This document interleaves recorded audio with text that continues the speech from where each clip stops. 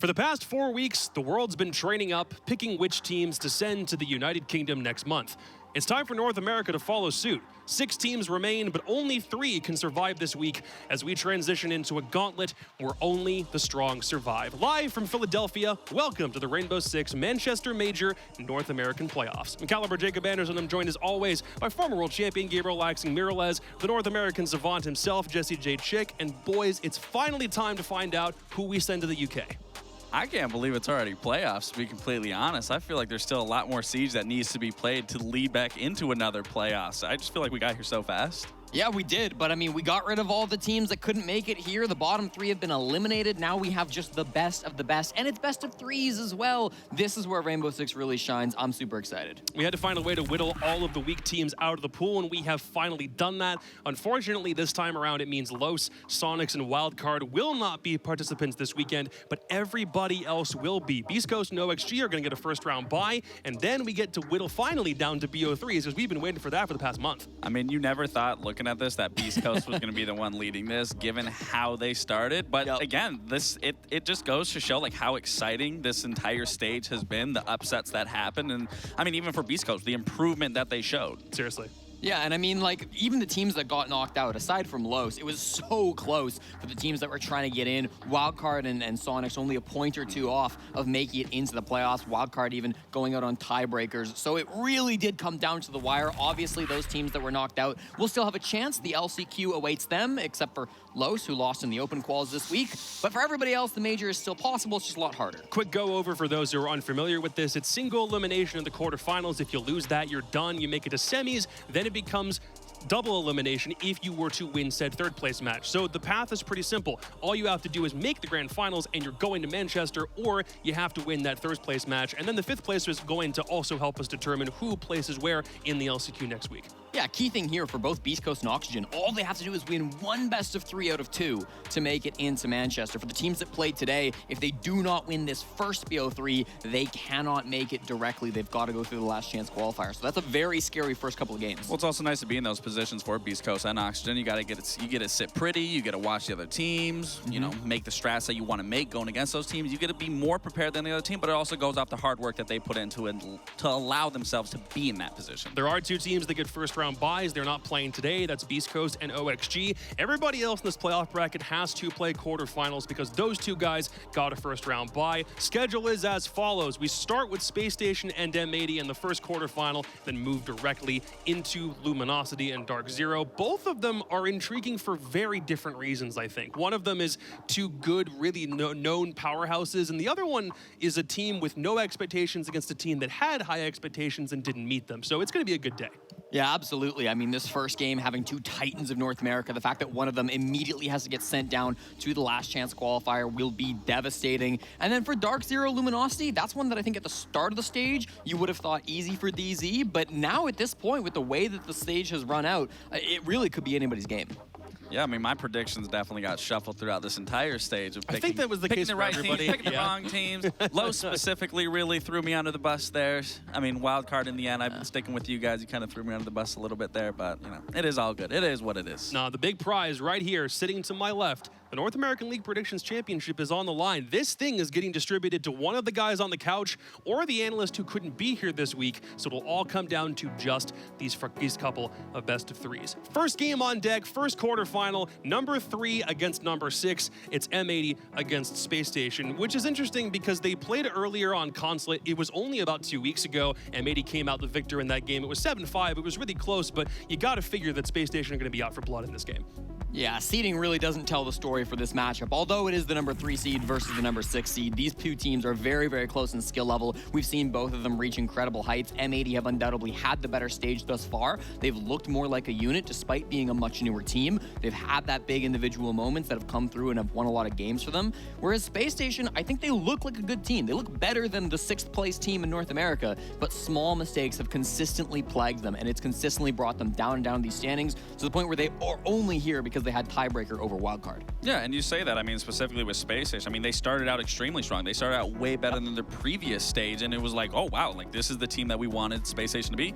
And then they immediately fell flat. And like you were saying, it was those small mistakes that were really putting them under the bus. The performance from every individual player, like, I wouldn't say it was just on one person. Like, that was a team performance. A lot of those rounds came down to miscommunication, misplay, over-rotate that was losing them, and then they did end up clenching that last win. But I mean, they did fall hard, so sometimes you got to get that experience. You got to understand that, okay, we do have issues, we do got to solve this, but now you're in playoffs, and I think Gomez said it best, as long as you make playoffs, that is the most important thing. Well, it was an inverse start for Space Station compared to Stage 2 of last year. They started 0-4, got nothing, won their last 4 to ensure they at least were contenders by the end. This time, 3 games straight and then a 4-game losing streak to now put them in this position. They did win their last game, so by their own merit, they are still here, and a 1 or 2 tiebreaker thing is going their way, but it's still not the sort of position that this team specifically should have been in to start the stage.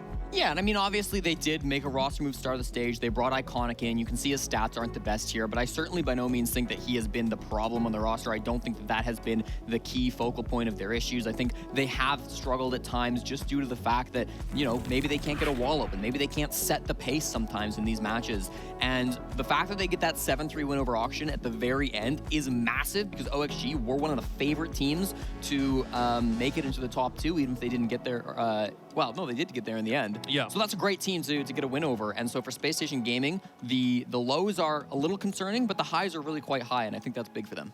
On the opposite side, M80's looking way better, but somehow they have the most wins of anybody in the league currently, and yet they don't have top 2 protection. Yeah, and that's good to bring into that, because this is a brand new roster that we talked about. We weren't sure what it was going to look like for them, but I mean, specific players for me that have stuck out the most right now has been Kino. Obviously, he had a terrible season the last stage and throughout their performances through all, and now he's finding his groove on the team. He's finding that success, and that we know that we've seen from him throughout Oxygen, that we saw through him on X-Set. So I'm personally just glad, as a former teammate of Kino and him being like a little brother to me, that he is finding success with this roster, and they are finding themselves in a pretty good position. Aw, Daddy Laxton is having, he's having a proud moment. Big brother Laxton.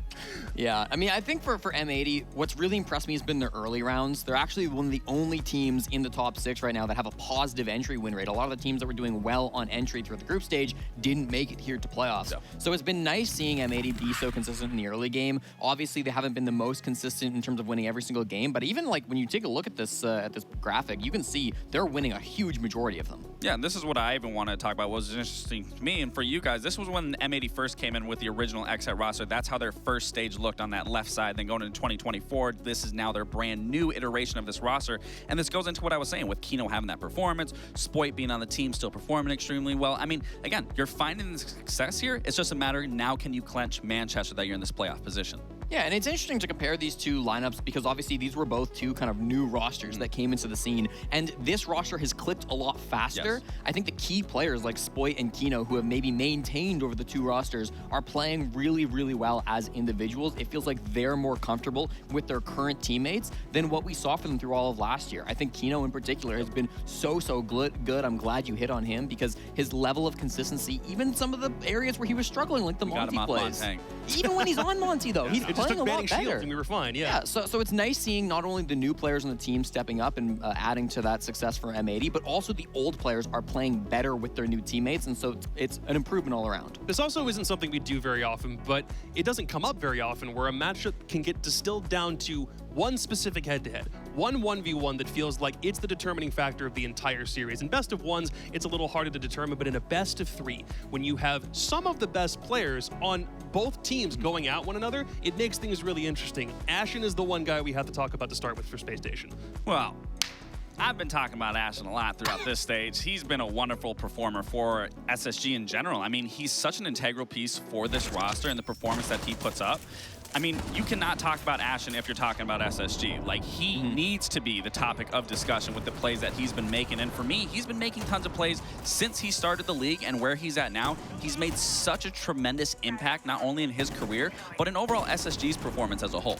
Yeah, I think Ashen has been obviously the wonder kid for Space Station. He's their new player from last year. He's come in as their main entry fragger. You see the KDs here. He's gotten better and better and better throughout the events. And I think the big thing through the last couple of weeks is he has been a little bit flexing. He's been flexing a little bit more on some of the other roles as well, playing some Capital, playing some of these more util operators. So he contributes to the team in so many ways. He's undoubtedly a great player. Yeah, and the biggest thing for me is, especially the EPS rating, is that you are seeing that performance. Well, 101, 101 Right. to a 105, now to a 120. He hasn't peaked yet. Like, I think the skill ceiling for Ashton, I've talked about throughout the stage, is still extremely high. I think there's still a lot of unobtained spots that he's reached yet that he will continue to reach, but he goes forward. But that also goes into the SSG thing, is he needs to be performing. That needs to be there in order for SSG's success to continue rolling through these playoffs. But he has been performing, and for a good chunk of this stage, he's been within top 3 overall rated players, one of the better KD He's the best overall. player, in my opinion. Best player in NA? Best player in NA, in my opinion. Well, other than Spoit, I assume you mean. Spoit's in the league, maybe you forgot about that? Listen, Ashton overall, in terms of performance and everything as a whole, Ashton has it secured. No. We got to pull up the head-to-head stats. I mean, Spoit, first of all, check out these clips. He has been so much the focal point of M80. In my mind, he leads right now as the MVP of the North American League. The way he has been able to work his way around the map, the way he plays on defense as kind of this individual player who can make these huge, massive plays, but also on attack, coming through, finding the frags, finding the entry picks for his teammates. Everybody works around Spoit to cause the chaos. You put him in an individual position on the defense somewhere out on the map, he's guaranteed to come back with 3 or 4 heads. He's just so good in these tight positions. And I think the way that Spoit has been playing, you have to argue that he is, right now, the best performing player in the North American League. And just to dunk on you a little bit harder on these stats, he's the only player so far in the NAL to have over 100 kills. He has the most kills of anybody else. He's one of the highest rated players in the NAL. Yes, the KDR is a little bit better for Ashen, but when you look at the entries, as both these two players are, when you look at the costs,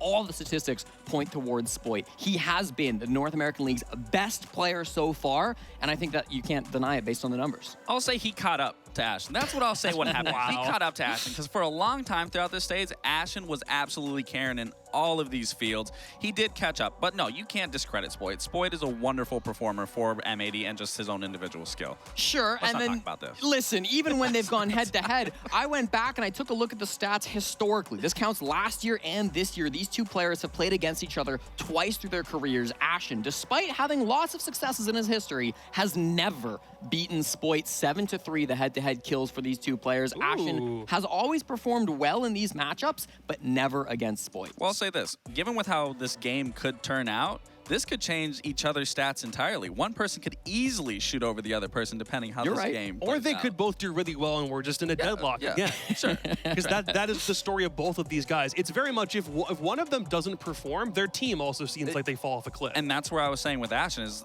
SSG's performance so far this stage, in my opinion, has heavily relied off Ashen's performance. And like you were talking about, the flexibility that he brings into the team, getting into the map, getting that entry, like it's so pivotal for SSG for Ashen's performance. Well, it's funny that you guys brought up both of those guys because we sat down with Spoit and Ashen just to overview what their quarterfinal is going to look like from their perspective and what they thought of their opponents coming into today.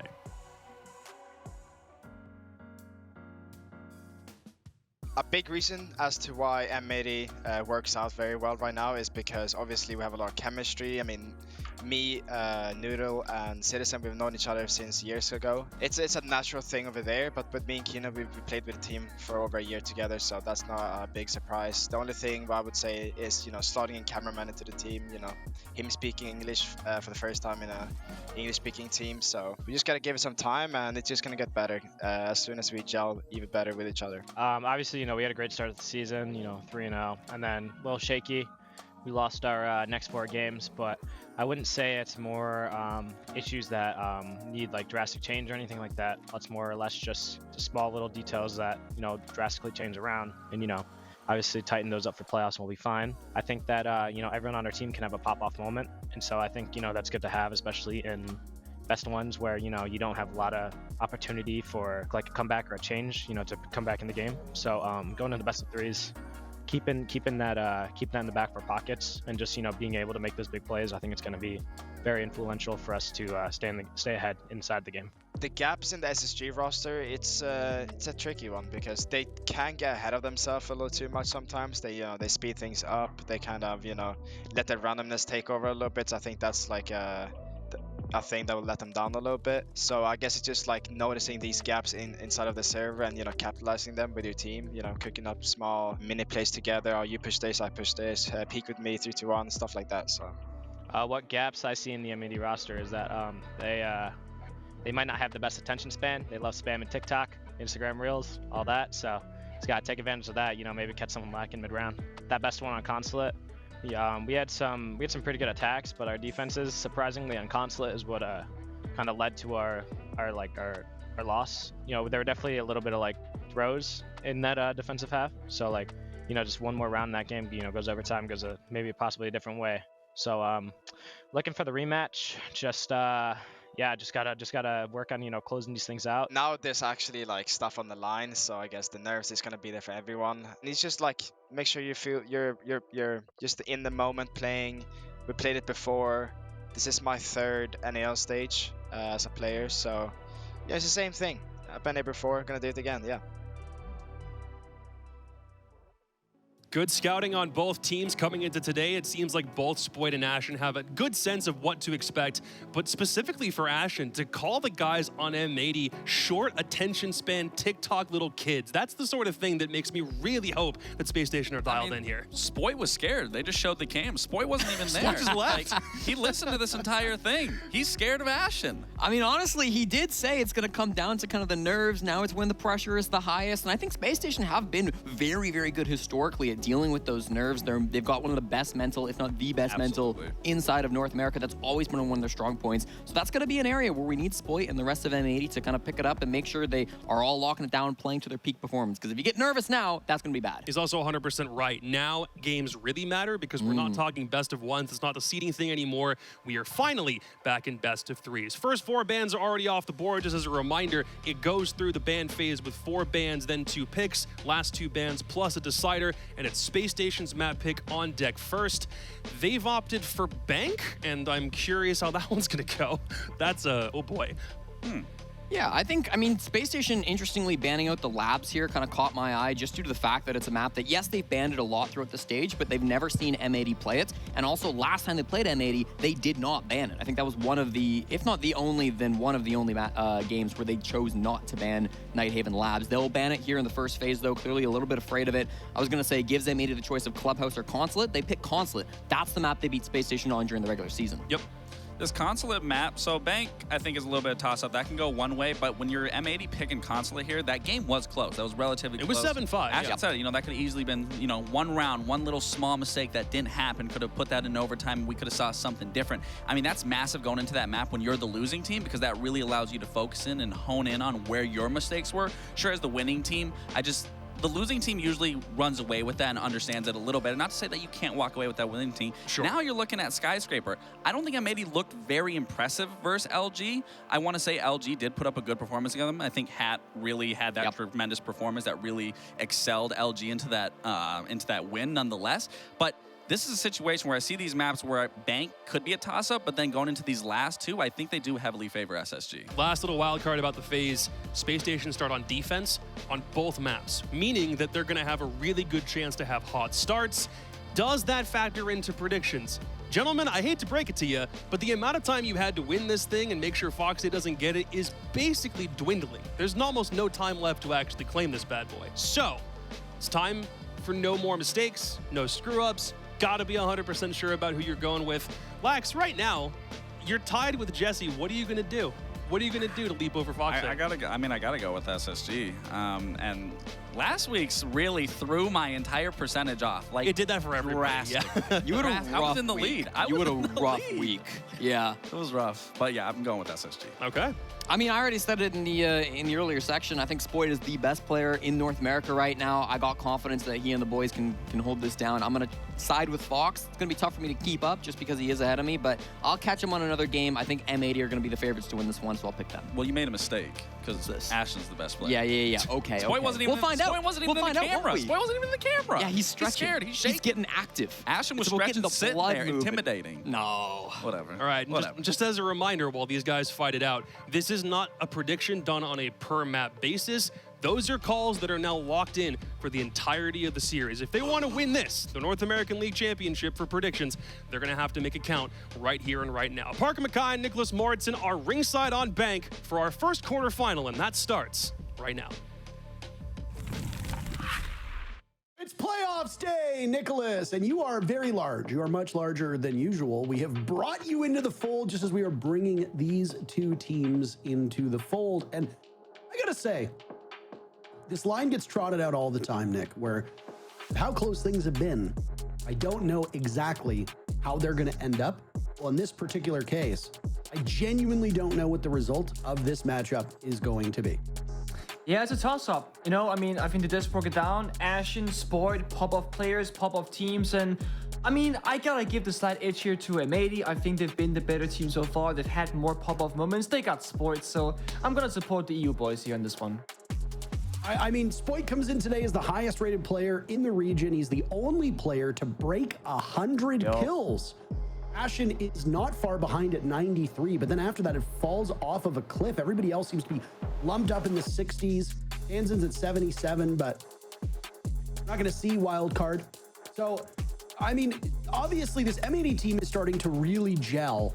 But SSG, while they don't exactly have the same high-flying performers that M80 might, SSG as a unit has been a pretty solid squad. Yeah, they have. I mean, you can't deny it. And I mean, I think Ashen broke it down well in his interview. They started off hot. They had like 3 victories in a row. Then things just didn't really work out. I think it was 4 losses he said in a row, back to back to back to back. I think SSG, if they show up on the day, they can definitely match those top teams if in NA. Just a matter of day-by-day performance. So, and I mean, now it's do or die. You're in playoffs. Okay, you have last chance qualifiers if you lose, but let's be honest, you don't want to go there. This is more or less your last shot. Like, this is where you really want your performance to show. Avoid LCQs, avoid that mess that is down there. You just go clean in playoffs. Yeah, you're out. As far as I'm aware, Nick, you're out here. You're out across the board. That's it. That's all she wrote. So you don't have a lower bracket to go through. The open qualifiers are currently ongoing right now. There's been some striking results. Los, one of the North America League teams, the team that is fortunately at the bottom of the NAL standings, is already out of the open qualifiers. They had a really rough go of it, losing to some unexpected teams, let's put it that way. So for the rest of these teams, you're going to be on the outside looking in, right? But for the teams that are actually in the cut and thrust, you've got one shot. OXG and Beast Coast finished first and second. They play tomorrow. So they will play the winners of these matches. The losers of these matches are done. That's it. Goodbye. M80 and Space Station will play OXG. Dark Zero Luminosity plays Beast Coast. I don't know if you have any thoughts on those matches right now, as we're just waiting on one more player before we can get the matchup started. But let's talk about these maps for a second here. Okay. Look at the map pool that is listed in front of us. Bank, Consulate, maybe Skyscraper if required. And what is your immediate first thought? My first thought is that this could be a very slow best of 3. I mean, all 3 maps of Bank, Consulate, and Skyscraper can be one of those attackers gotta get in the building, roam clear, deal with all these issues, and execute with 20 seconds left. And I'm curious to see if either M80 or SSG can pick up the pace, because if you are an excellent team on the attacking side, you can go quick, but it does require either a stupid amount of confidence or a game plan that is defined to go, guys, we need to catch them by surprise. And I think a team like M80 and SSG, they both thrive in the chaos. So if everything's going, you know, as the usual norm, kind of slow rounds, I don't know who's gonna come on top. I want to see the chaos, and I think those teams that can bring it, they might give us a very exciting couple of maps here that usually, as I said, could be very like slow and almost dreadful sometimes. I don't know if it's just simply the fact that it's a bigger matchup, but everybody's webcam situation seems to have improved dramatically. It's better. It's so M80 in particular, we don't have the gigantic citizen head anymore. People recall he was. There he is. Good form. We'll work on that later. It was directly up in his face, full screen, but it looks like the facilities for M80 have been upgraded. We also saw what appeared to be a different background for Forest, if memory serves me correctly. I think so Everybody too. raising their game. Nothing's changed with Ashen, nothing had changed with Iconic. It looked like Fultz was in the same room with his USN trophy, not far behind him. Set the stage for this matchup as we now get ready to queue into Bank, picked by Space Station, starting on defense. This is a map, Nick, that has been played a decent amount in the NA League. It's tied for 4th with Consulate, which will be the next map that we see. And Bank is an attacker-favored map. There's a couple attacker-favored maps right now in North America. And when I say a couple, I mean 2, Bank and Cafe. Locker CCTV downstairs is the most played bomb site, but only has 32% of all rounds won by the defenders. How do you, if you're SSG and you're starting on defense, how do you change those numbers to ensure that one of what was one of the most reliable bomb sites for defenders can play out that way to maybe give you an advantage and have SSG win more than maybe 2 or 3 rounds starting on defense? That is a good question. I mean, operator bans can be a big determining factor on a map like Bank. We're talking like Kaid for basement hatches, Asami for upstairs, Castle to lock down some player positions. It really comes down to, I think, either how you want to play this map going forward or countering your opponent. When SSG played OXG on Bank and they won 7-3, they banned the Ying and the Kaid. Here, that's not... Oh, wow, that's not really the case. So they have changed things up a little bit. Now, for example, up to with the Monty ban, targeting it towards M80 specifically. And it makes sense, right? If M80 wants to go in quickly and speed things up, Monty is one of those operators that can do that. So, makes sense. Well, just as we were in the match, we're now out. Unfortunately, there's a break ready for us. We'll come back in just a couple minutes.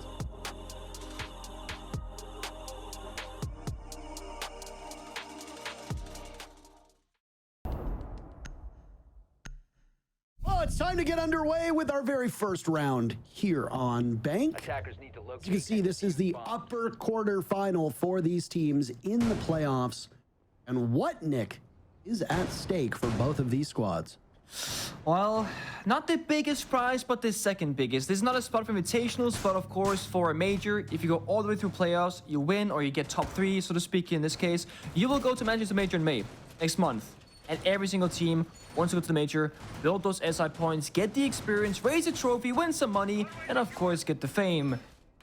Well, these two teams, you would probably expect them to make it when you go back in time and go, when NL started, it's just M80. They go into national events. They play well domestically. They're gonna go there. Might not be the case. Attackers are moving out to locate a bomb and defuse. This is the bomb site that we talked about before we tossed to a break, by the way. This downstairs bomb site. Drop the diffuser. Locker CCTV is the official name in-game. We often just refer to it as CCTV or basement, some people will say. The lowest win rate of all of the bomb sites played here on Bank. Of course, the one thing to note is that Attackers bomb diffuser. Eller's Archives has not been played at all in this region.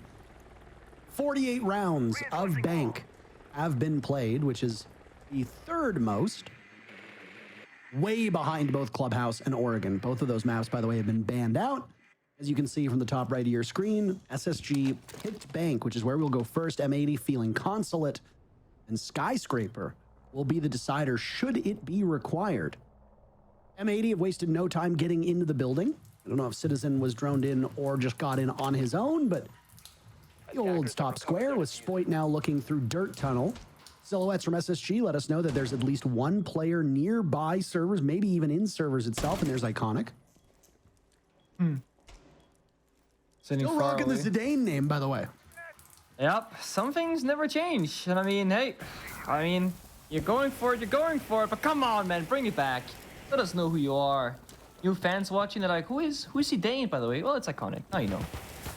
It was a fast beginning round here on the attack from M80, but it slowed down significantly since. Maverick in the lobby hatch, and you can see SSG kind of roaming around, they're rotating. Guys, what's happening? Okay, they're breaching lobby hatch. I guess they're gonna go for a lobby attack, but that's not the case. While the Maverick can open the lobby side, they're also attacking servers from Dirt Tunnel and top staircase. But again, utility first. Breach the hatch, Cantella in, then peek the staircase.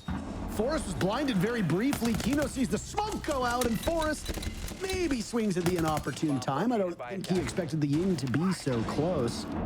They droned out Iconic inside of servers, though. Never mind, he's scampered back towards red. 1 minute remaining, and still tons of utility for M80 as they find themselves in the numbers advantage. To buy themselves some time, Spacestation hit those Goyo canisters. Fortunately for them, the numbers not working in their favor at all. Noodle and Cameraman taking some damage. For Cameraman, it's fatal. SSG have lost 2, though. Only 1 Nitro cell remains, and it's in the hands of J90. Ashen dies. J90 might not get an opportunity to throw that Nitro as he's inside of red, being hunted down. Iconic from over towards Vault will escape. Citizen posted up in the other direction. Down goes J90, and it's all up to Iconic, who's picked off from Citizen on that spot on stairs. Not a surprise that bomb site does not buck the trend. Another successful attacking round on this mostly attacker-sided map. It did look like an easy round though from M80. I mean, they very casually walked into the building. No roam was there. Fair enough. You know, it's a turtle strat from SSG playing safe on the bomb side. But then you think, okay, server staircase, clearing out servers, that's going to be like that pivotal moment where defense will get a couple of kills or do a bunch of damage. But no, Kino throws a singular Candela, reaches the hatch, throws a second Candela, walks in, just like one taps forest. Server stairs control, surrendered. So Iconic falls back from servers to A bomb site as well, surrendered. They go into the bomb site walls, pop those square canisters before the fire even disappears, 20 seconds. They pick up kills from main stairs, from garage, and of course from the deep server angle in towards the red hallway. SSG didn't even get to play their basic defense execute of trying to deny the plant. They didn't even get the round really started. And when you're going into these kind of best of threes, you can afford to have a couple of slow rounds. I mean, you can even have a slow map. Losing Bank right now is not the biggest issue for either team, but when you are the team that picked it, being SSG, you're expected to go, you know, decent kind of round score, get a good kind of outcome, because otherwise, if you can't win your map pick, how's it going to go in your opponents? So we gotta see SSG kind of warm up here, get the first round in, get the second round in, and then be fired on all cylinders and actually show up on the server, executing the strats and playing better together. Obviously, this doesn't have anything to do with bomb site specific talk, but would it surprise you that the two lowest rated players in the NA League right now are in this match? It wouldn't, it wouldn't.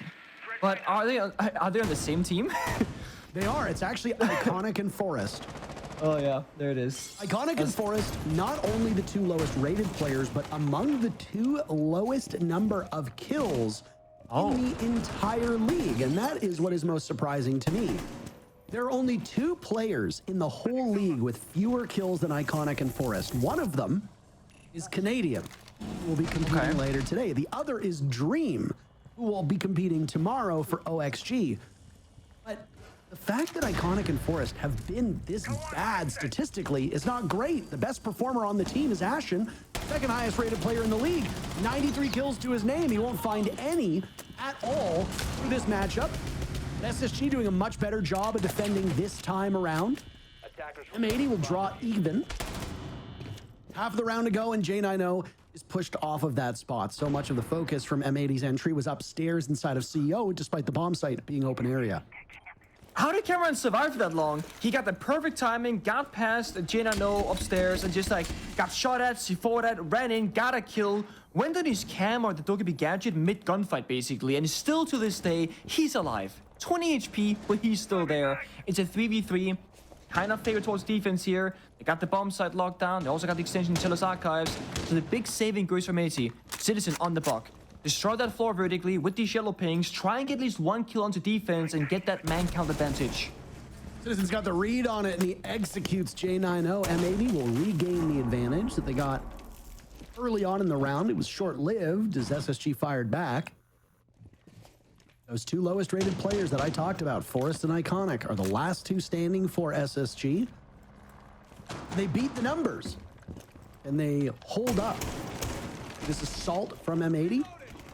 Having the numbers advantage means that Citizen on this butt can just sit upstairs. Kino attempting to drop a Candela, but failing.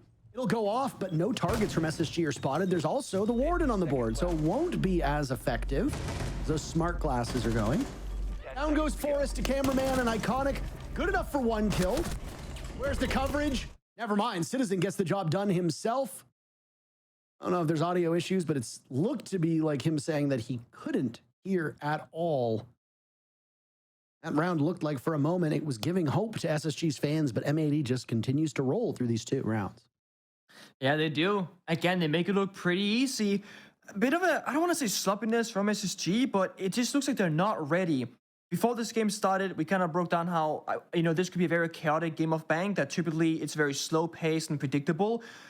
M80, they stormed into lobby, rappelled in CEO windows, and just like said, okay, we're going to attack top floor and do the roam clear, and we don't care if we're going to lose 1, 2, or 3 players doing so. And they're very much buying into, we might as well lose or win the round on the roam than to very slowly walk through the map and eventually suffocate and not have time. So So I like this approach. It's like it's all or nothing on the attacking side, and right now, very clearly, it's working out. SSG, they have made a couple of changes here. Of course, it's a different bomb site. Now they're defending top floor. Before it was an open area and basement. But they're playing a lot of different utility, right? Maestro Evil Eyes, Warding deployable shields, castle barricades, and the Wamai with the magnets to strengthen those player positions, likely for a grenade or a capital firebolt, for example. So SSG are very much, I don't want to say scared, but they want to be comfortable behind utility now to strengthen their positions and make it hard for M80 to walk in the building. And I think it's strategically the right approach, because the issue has been M80 are just running through the building, nothing is stopping them, and the gunfights are not there for SSG. So they're stopping playing the gun game, playing more utility, and this could be a good lure from them. Nothing has so far worked for Space Station. They've only got 4 kills through those 2 rounds. One of them was a relatively impactless kill from Iconic. The previous round, round number 1, was far more decisive for M80, so at least we see SSG putting up a bit of a fight. SSG does obviously have the less than favorable side on their own map. That's typically how it works. It would be shocking if the opposite were true. You pick a map and then your opponents say, "No, we're going to start on the hard side." Well, SSG will have to start on defense. We've already got 2 rounds through, and well, probably not the start that they wanted. It is crazy to think with how lopsided we saw defenders versus attackers at SI that Bank is now back to being attacker favored, but there's a period of time I feel like under old map pools that Bank was typically good for the attackers. Same with the old Chalet, same with Coastline. So you had your attacker favored maps, your defender favored maps. Now it's mostly all defender favored. Skyscraper and Consulate are defender favored. We'll get to Consulate. We don't know if we'll need Skyscraper. Talking a lot about the hypotheticals because there's been limited action until there. Ashen gets on the board. Another on Repel, and this is a tough angle for him to play off of. Down goes Kino. M80 losing on their entry. Player still on Repel. Last standing player for SSG in the previous round is now gone. The first one to die. Citizen walks in and kills Iconic. Still got those. You've still got those bulletproof cameras. You've still got those Maestro cameras as well up to give information, as now M80 figures out where they want to attack from. Really smart defense. Ashen and aggressive inside the 4-window room, with forces dog stinging him back to full HP twice in that round, surviving the capital fire, getting that initial kill, and just holding on. And now with those early kills, SSG again, they post themselves up in corners, they have crossfires. Every single player has a backup nearby for a second kill. This means when M80 go play execute, they're always in an unfavorable spot here, and they gotta hit some crazy shots to break this round apart. Well, M80's equalized, and now they've been given an advantage. The hands of Citizen and Spoit. Citizen 6-0. Maestro of Fault still tucked inside of Elevator. Another for Citizen. A 4K easily within reach. The cameraman might get there first. They have no information. Faults emerges. Citizen gets the kill, but downed otherwise. He still survives. A 4K from Ben, and it's a 3-0 start for M80. Frustration beginning to set in on the faces of the Space Station players. Yeah, I mean, that's the kind of round where you're expecting that you should win it. You get the 2-for-1 trade favoring SSG's side. They use their Doc Sims on Ashen. They have all their crucial player positions still uptight, or upright rather. And again, M80, they do the same thing as before. They will walk up a staircase, they'll walk into a room, and they'll just simply be the better players individually getting those kills. I also think SSG, you have someone like Ashen who's very happy to play in the front lines, who's seeking gunfights, fighting his opponents. And then you have other players in that round that are playing more, far back. Someone like Forrest, someone like Iconic, who's had a rough season so far. They're not really playing that front 4 positions with their teammates, leaving a small gap to be exploited by M80. And they're very happily doing so, and also very successfully doing so. It's, I don't want to say a masterclass in attacking, because I do think that this is a mixture of good attacks with subpar defenses. But I mean, you don't care if you're M80 whether you're playing the perfect round or not. You're just happy that you're getting these 3 rounds, and you're building so much confidence. And it's going to go into not just Bank in the upcoming rounds, but also the next map of Consulate, where if you have a really good showcasing on Bank, your opponent's map pick, you're going to go into Consulate laughing, because that's your pick. You know that you're the better player. You're hitting all your shots. You got the confidence built up. SSG, they really got to figure out how to break this apart. I like the Solace here, a little bit more aggression, right? But then we look at the right side of our screen, Smoke, Mute, Warden, Echo, the complete opposite. It's nothing like the Solace where you're thinking roaming, hunting down the attackers, shutting down the entries. It's just kind of plant deny and Solace. So I want to see SSG fully committing to one strat and not just have Ash on his own trying to, you know, be the hero, so to speak. Well, you hope that from a competitive standpoint, the timeout just taken by Spacestation will at least make it for a more even matchup. There were some okay looks from SSG in that third round, but there's very obvious struggles that the team is having, and slowing down Citizen has been a key struggle that a lot of teams have battled with. That was it when he was on G2, on Sonics, and now as well on M80. He's starting off 8-0. Yeah, I mean, it's been the spoil show for quite a while. Why not have someone else actually step up this time?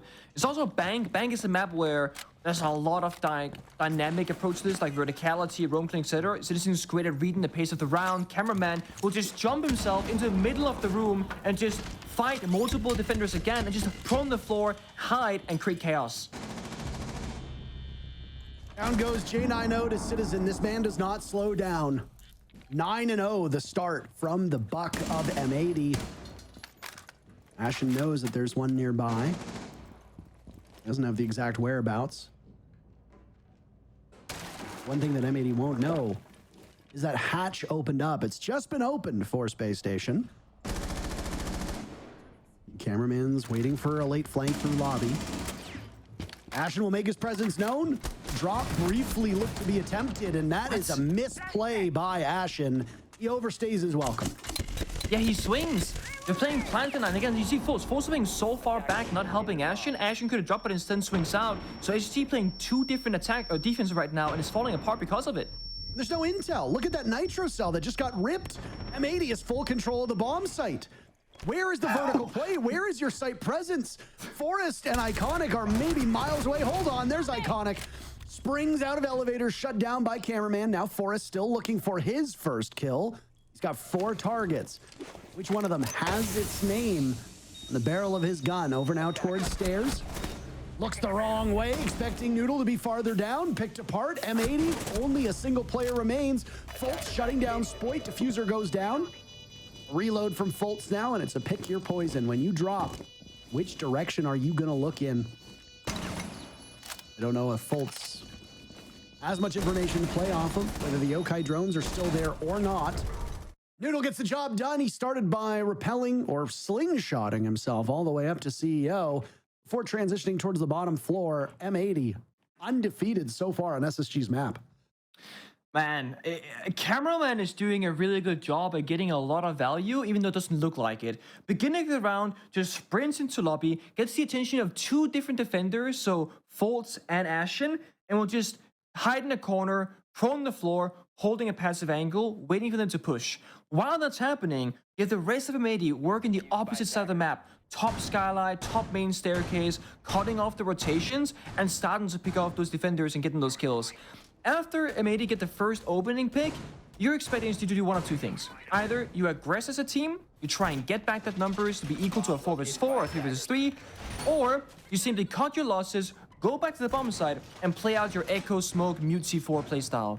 And they do the third option, which isn't a real option. It's more like a mistake, right? A misplay, where Ashen will swing out the elevator door, not drop down the hatch.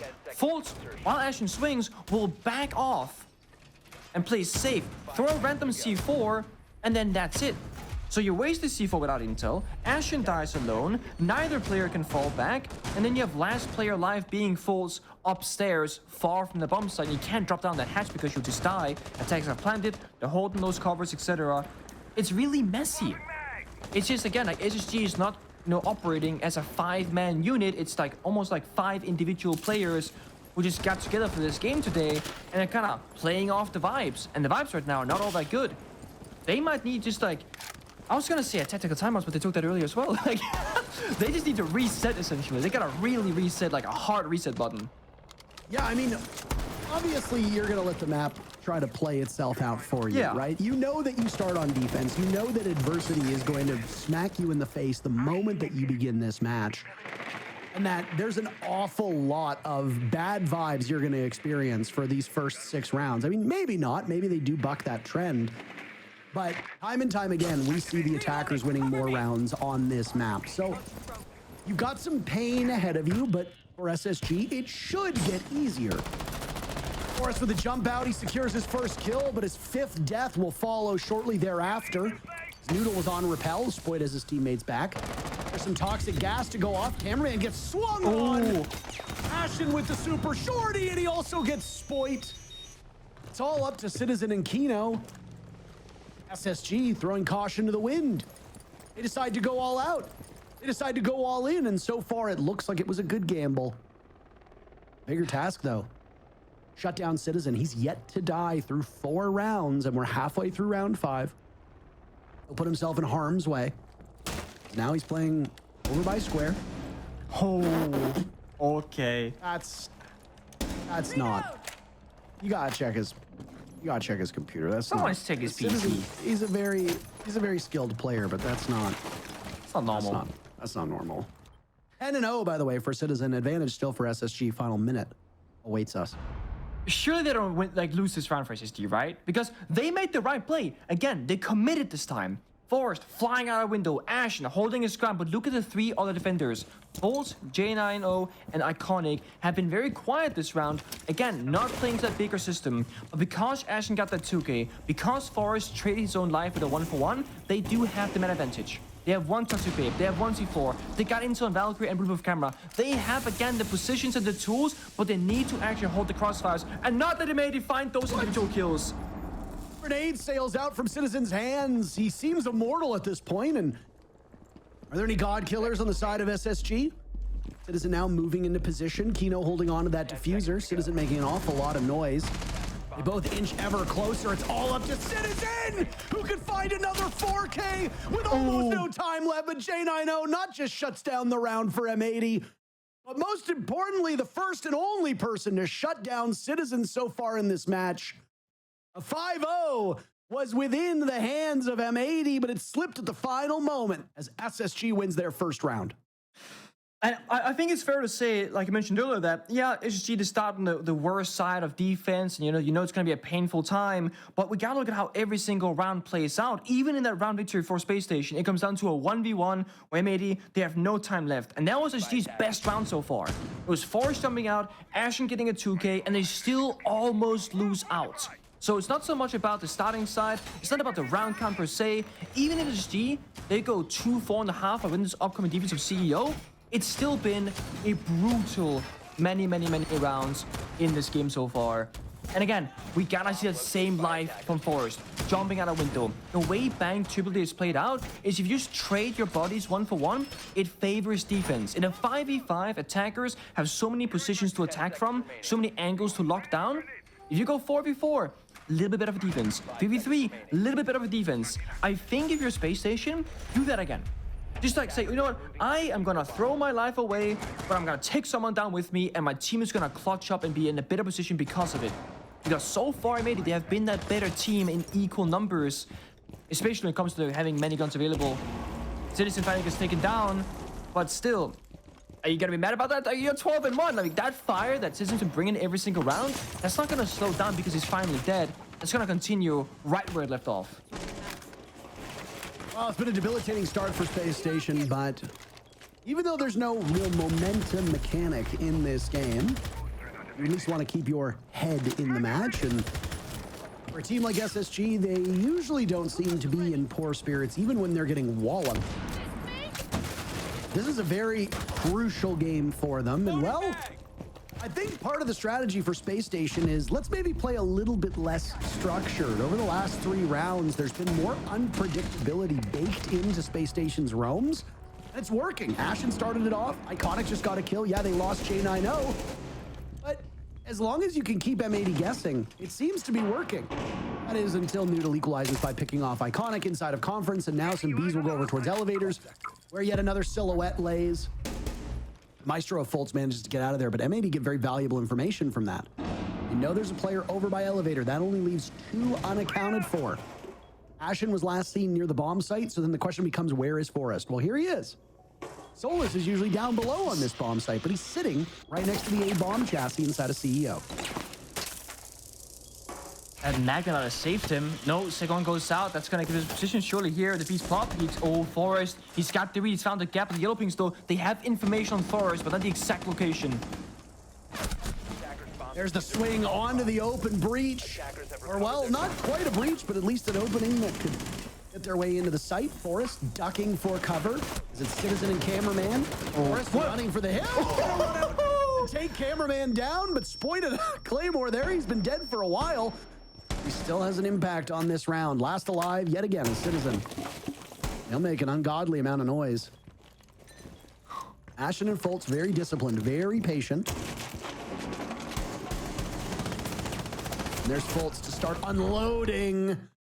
If you're Citizen, you got to take that engagement. There's no way around it. That's just a bullet hose that'll be spraying towards you for the next 4 or 5 seconds, allowing the last player of SSG to get into position. So Citizen takes the swing. It doesn't work out. But ultimately, I think it was the right call. Iconic, very motivated by that one. You can see gesturing towards his monitor. Oh, yeah. SSG wins their second round, and that's the first half in the books. And that's much more like an SSG round where, yeah, they fight back, they rotate, they actually, move around the bomb site. Forest, oh man, this guy is stepping up and being the kind of player that Spacestation has been missing on defense so far. Finding those small gaps, always repositioning, swinging with the intel, and he gets the first kill on towards Heaven, sprints towards the bomb site, straight out the window. Like, there's no hesitation. And again, he trades his body in a 1-for-1, putting his team in a better spot. Forest right now is 3-6 in terms of killing, which is not that much worse than his teammates. They're all on 4 kills and some deaths, but very impactful couple of skills from Forest, all 3 of those. Not the same can be said about necessarily every other player who's gotten kills in like a 1 versus 4, like a 2 versus 5 or whatever, and then like they've lost the round. Side swap. Maybe will start basement, same as SSG, but they will not do that turtle kind of game. They are roaming, they're playing open air, they got Castle Barricades, they got Fenrir, they got Goyu for the side as well. They are playing both levels right now, playing the onions, the layers, if you will, on Bank, covering all their bases.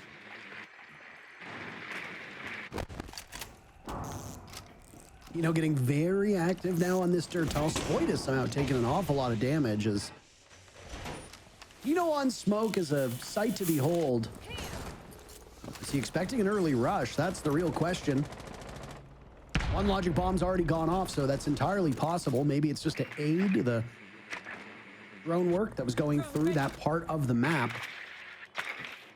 But, I mean, you've already got Kino to burn one of his toxic babes. That's pretty good value right off the rip. You're not gonna make it, are you? Oh, no. I don't think he made it to get the Casberry, but I could be wrong. Let's see. Second try. He just moved like 2 steps forward, but that's gonna make all the difference. Wait. Yeah, he missed it. But this time, Castle Barricade confirmed. There you go. It might seem like a relatively small error, but you've only got 4 of those Rotero drones available.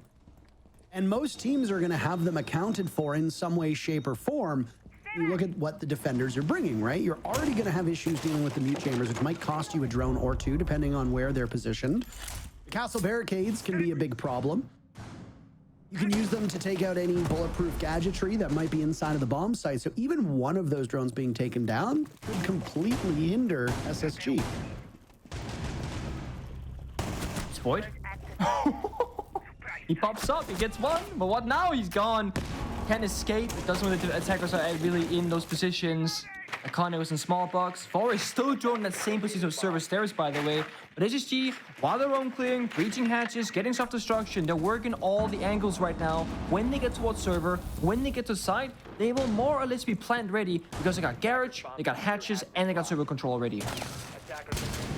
SSG encroaching upon this defensive setup. Laid out by M80. Ashen nearsighted for a moment. Shoots the F-Naught, backs away. He's got line of sight over towards red. He also happens to see Kino, peeks out over towards lockers. Citizen continuing the great play that he's had all game so far as Forest dies. Forest was last playing over by server. Now it's J90 dropping inside a vault. You can hear those F-Naughts going off. So even though you don't necessarily get a heads up for it, they know you're there, and Citizen is happy to greet him. Iconic now attempting the initial defuse. Ashen trying to do cover, but he's miles away. Iconic somehow still pulls this off. Citizen dies to Ashen. Kino was in a different zip code. Now he has to contend with Iconic on those blue stairs. Iconic with the shotgun out. He's gonna move in ever closer and drops instead. Surviving for the time being, not before he's shut down by Noodle. Ashen still in this spot. Breaks 100 kills. Kino going for the long arm. Ashen running on in. Kino looks to pop off. It'll be a battle to the death. The hard-hitting DMR versus the high rate of fire of Kino. He's now pulled out the shotgun. He only had 3 bullets left. 1 bullet left, and Kino should be good to get it. Congratulations on 100 kills this stage. Ashen will still take the round. Oh, I mean, the chaos in the round there as well. You can argue that maybe they could just defuse in the 2v1 because Ashen is so far in Garage, but instead that very exciting 1v1. And we gotta say, Kino, Laxing said this before the game started, he has been like the big star player. Kino had a rough year last year. You know, he wasn't doing all too hot. This stage, he has been phenomenal. Sure, before that round, he was 1-4, but looking at parts, the statistics, his performance, his decision-making, his positioning, finding those important moments, and again, in that particular round, single-handedly winning it as well. And again, heartbreak for Spacestation. There's been 3 separate rounds where SSG arguably should have won the round, or at least very likely could have won the round, but ultimately did not. And it started off with Sport hiding in open area, going missed or undrone from Spacestation to get that first opening kill. Sure, they trade back Sport, it's a 1-1 trade, not the biggest loss there from Spacestation. But the time was running pretty low. They started pushing the bomb site at like 40-ish seconds left. And yeah, the plant goes down, but mostly because M80 weren't in the right positions, didn't have any plant deny to stop it from happening. SSG, it's a long road ahead here in Bank. I do think there is a way where they take us all the distance to maybe overtime even, but they need to fight so hard for each and every single round. It comes so close. Kino only had 1 shot left in that shotgun as well. Ashen played it about as perfect as he could. It looked like for a moment where he was inside a garage that it was maybe a bit too far removed from the actual execute going down from Iconic. Turns out that Ashen was where he needed to be that entire time, and that round loss cannot be thrown upon his shoulders.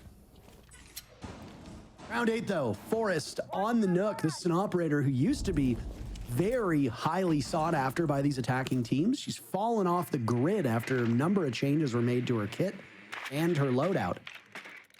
SSG are a very entertaining team, and one of the best things about this particular stage is that we've given access, Nick, listen-ins. So why don't we take a couple moments here and listen into Space Station and see what comms they have for this execute. I'm in top square. I'm in top square. He doesn't know. Looking for this Jan guy. Jan for you. I might drop main nation if you walk up right now. Yo, can you be I'm behind in the double main with you, Dave. Yeah, I can try to be Penta. Tor's last scene, Dave. Walk main, I'm gonna go drop. I'm walk main. I can drop main sky. Go drop. It's ready for bingo site, guys. Ready for bingo site. Oh, never mind. Roll wall main. Jan got me, Jan got me. Where are you? You're bottom main, nothing on main. 2vx here, guys. 2vx. Just want to double up curve? Not the bodies here. There's gonna be 2 top, one probably layered. The other guy's probably Penta. If not, they all layered. Just care for Penta. He's a... Yeah, he's Penta. When you lead. Just out. Just deep. Well banked. I think Archives, we're not getting in it right now, okay? We're not busting it down. Yeah. I think we look to just, like Mick says, like we just look to find one zone and recrank it, bro. Let's just get the tempo back on our side, you know what I mean? Have these guys shit pants a little bit, alright? Yep. Let's get the, so I need a Ying, Doke, and then we just gonna bounce between. All right. Little bit of chaos, little bit of hectic there in the callouts as well. And it kind of shows you like what the players are dealing with in the server when so many things are happening from 5 different player perspectives. It seems really messy from the outside, but usually most, if not all players, will have a good understanding of exactly what is happening in the rounds. And we heard from SSG very clearly talking about, okay, what they gotta do to change this up. They know that this is a long game, best of 3s. They can go with the vibes, but they gotta turn it around, play those power operators, and they said, control the pace of these rounds, bring it back, make M80 more scared of them. Because I do think there's a kind of lack of disrespect, if you will, M80, for the first couple of rounds, they were very clearly playing like the MCS, the main character syndrome, where individual players will pop off and steal rounds single-handedly. Kino did it, Citizen did it, Spark's done it so many times this stage as well. And when you have moments like that happening so many times, for Space Station, mentally, you can't clock out. They don't seem like it. They understand what's in front of them. They're gonna, of course, fight here for Bank, even going just more rounds, tiring out your opponents, not just flopping over and surrendering Bank is a good look. So the more rounds they can get, the better. The more rounds they can get to like warm up, to figure things out from the side of Space Station, the better they'll be set up for the next map of Consulate. I mean, I do appreciate the fact that they've identified that the problem is that they're not playing their style of game. And yeah, I mean, I mentioned a couple rounds ago that this is a vibes-heavy team, and Iconic, you know, spent a great deal of time saying, you know, like, we need to get like out of our heads, we need to get into our own game. Let's find an area and lock in, I believe is what he said, word for word. Yeah. But I mean, nobody on this team is positive at the moment. Ashen is broken even at 7-7. That's the best scoreline. Everybody else is underwater. For a team like this, that should not be happening. Same cannot be said for M80, by the way. Citizen's on 15 kills. He has been outstanding. Absolutely sensational so far. Oh, Ashen walks in, gets nearsighted, and is picked off by Kino. Boy dies though, so hold on a second. There's still some hope here for Space Station, and J90 picks up 2 as Noodle falls shortly thereafter. SSG has been very quick to take map control, and this is exactly what was said during that listening on the previous round. It's good to see them action upon it so fast. Yep, they want to control the pace and tempo of that round, and all 5 players buying into the same system, executing together. I was worried there that Ashen was going to just die alone and nothing was going to come out of it, but every other attacker was there to follow up. But look at this, Cameraman's found an angle with the Oryx. He gets shut down though. J90 for a triple, but it still could be a round from M80 here. They could clutch it back. I mean, M80's won from this position before, even down numbers. They still look so strong. Bigger problem now though. Fuser going down. Citizen trying to get back to the bomb site. J90 picks him off. He's been unstoppable this round. He knows the last obstacle.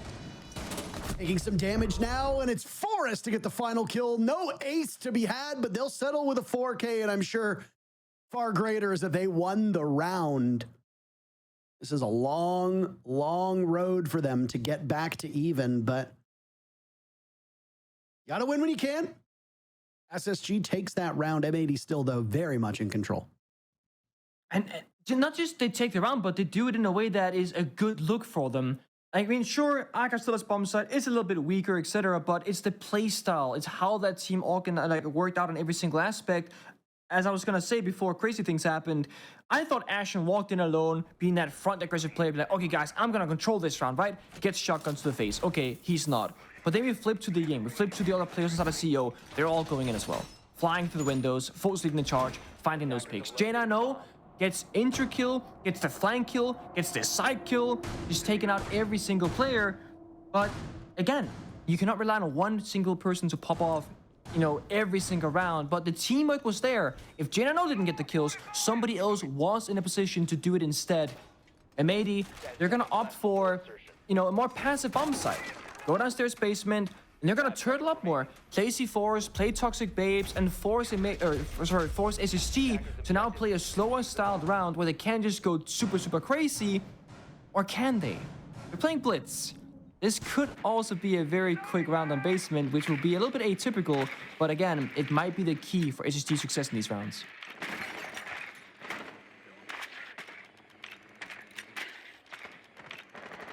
Well, this has already been quite an exciting first map. Maybe not so much if you're a Space Station fan, but beyond that, it's been a thrilling matchup. I did not expect M80 to be up 6-3 on SSG's map. That certainly does not bode well for the organization that has once won a world championship.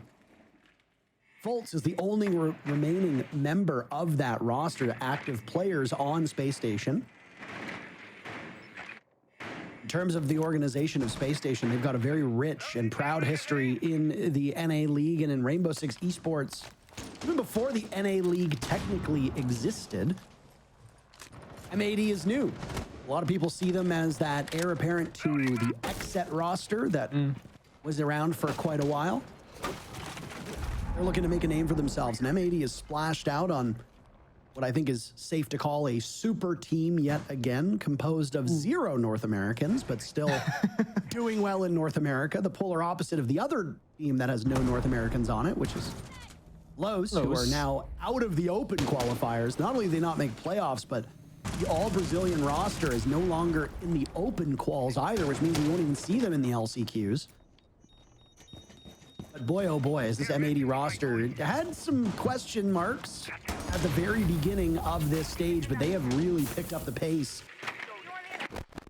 They had an opportunity to finish top 2, but Beast Coast had something to say about that. Beast Coast probably the most surprising roster, surprising story of the NA League so far this stage. They'll be in action tomorrow. But both of these teams obviously have a lot on the line. Starting to run out of room if you're SSG. Final minute. There go most of those Goyo canisters, so M80 should have to be a bit more active in these gunfights.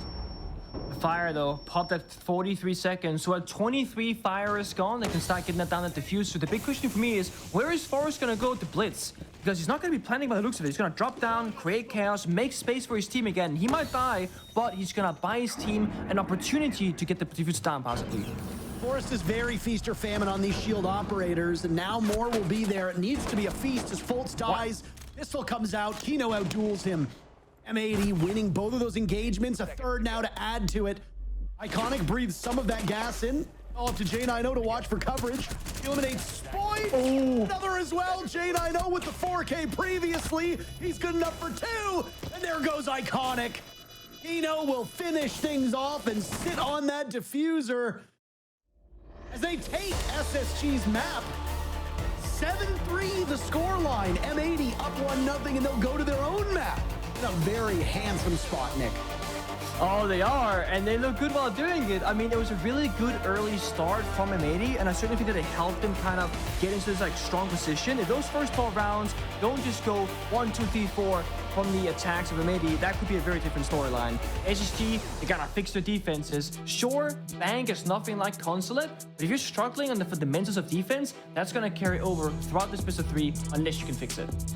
I mean, it's undeniable that Spacestation played better on the more favorable side of this map, right? They looked like they were better when they were on the good side, the attacking side of Bank. And with it being their map, maybe the result would have been different if Spacestation had the opportunity to start on the better side. But I mean, that's what happens when you pick your own map. The opponents pick a better half. But either way, whether it's getting dialed in, whether it's vibes, I'm not sure. But there's a strategic issue right now with SSG, and there's mechanical issues too, Nick. They have to sort that out in the next 15 to 20 minutes, or else their chance of making it deep in the playoffs here is all but gone. That's our first map in the books.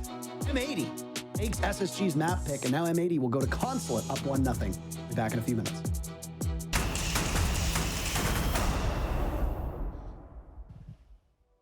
Spacestation decided going Bank against M80 was the perfect way to open up the series. M80 respond with taking 4 rounds straight and basically win the game at that point because SSG were all over the place. Map 1 of our first quarterfinal goes to M80, and I think it was more generally a case of M80 just watching SSG implode from within. While we were watching, that was a really tough game to see SSG lose like that. I said this map was going to be a toss-up, but I didn't realize it was going to be an alley-oop from Spoit and Citizen absolutely dunking on SSG. It was a rough one. I mean, M80 played very, very well. Those first couple of attacks going so smoothly for them. I loved the way they were able to get those picks in the mid-round, Citizen especially really popping off. It felt like even if Spacestation Gaming could win a couple of entry picks, right? You see they got 4 out of 10. That's not too bad. But even when Spacestation were able to get in early on the aggression, punish some of those players who were trying to roam clear, in the mid-round, it would still fall apart. They would continue to peak. They would continue to get punished. And so it was a rough one from Spacestation in that respect for sure. M80 were so clean at punishing every little mistake.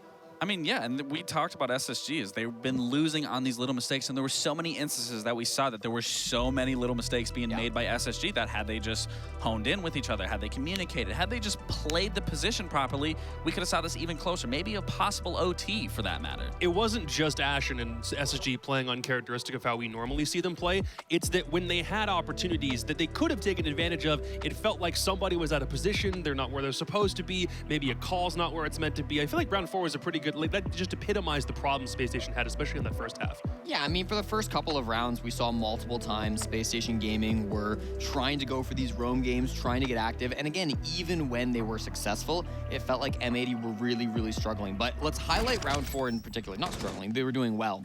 What we saw in round number 4, I think, was a great kind of overall example. So this is a top-down POV, and it's a 3-man roam from Space Station. And it's supposed to create a triangle where anybody can help anybody else. You've got Ashen, of course, playing inside of the elevator. You've got Faults up top in the north playing inside of Tellers. And then in open area, you had J90. Now, in this round, M80 have already come through. They've cleared J90. And what's supposed to happen theoretically is you're supposed to see the other 2 parts of the triangle come in to help him out. But unfortunately, 2 big things didn't happen, which is what made this round so successful for M80. First of all, Faults up in the north just didn't come down. We didn't see him coming in to help J90. There was no trade at all from him. He played very, very afraid.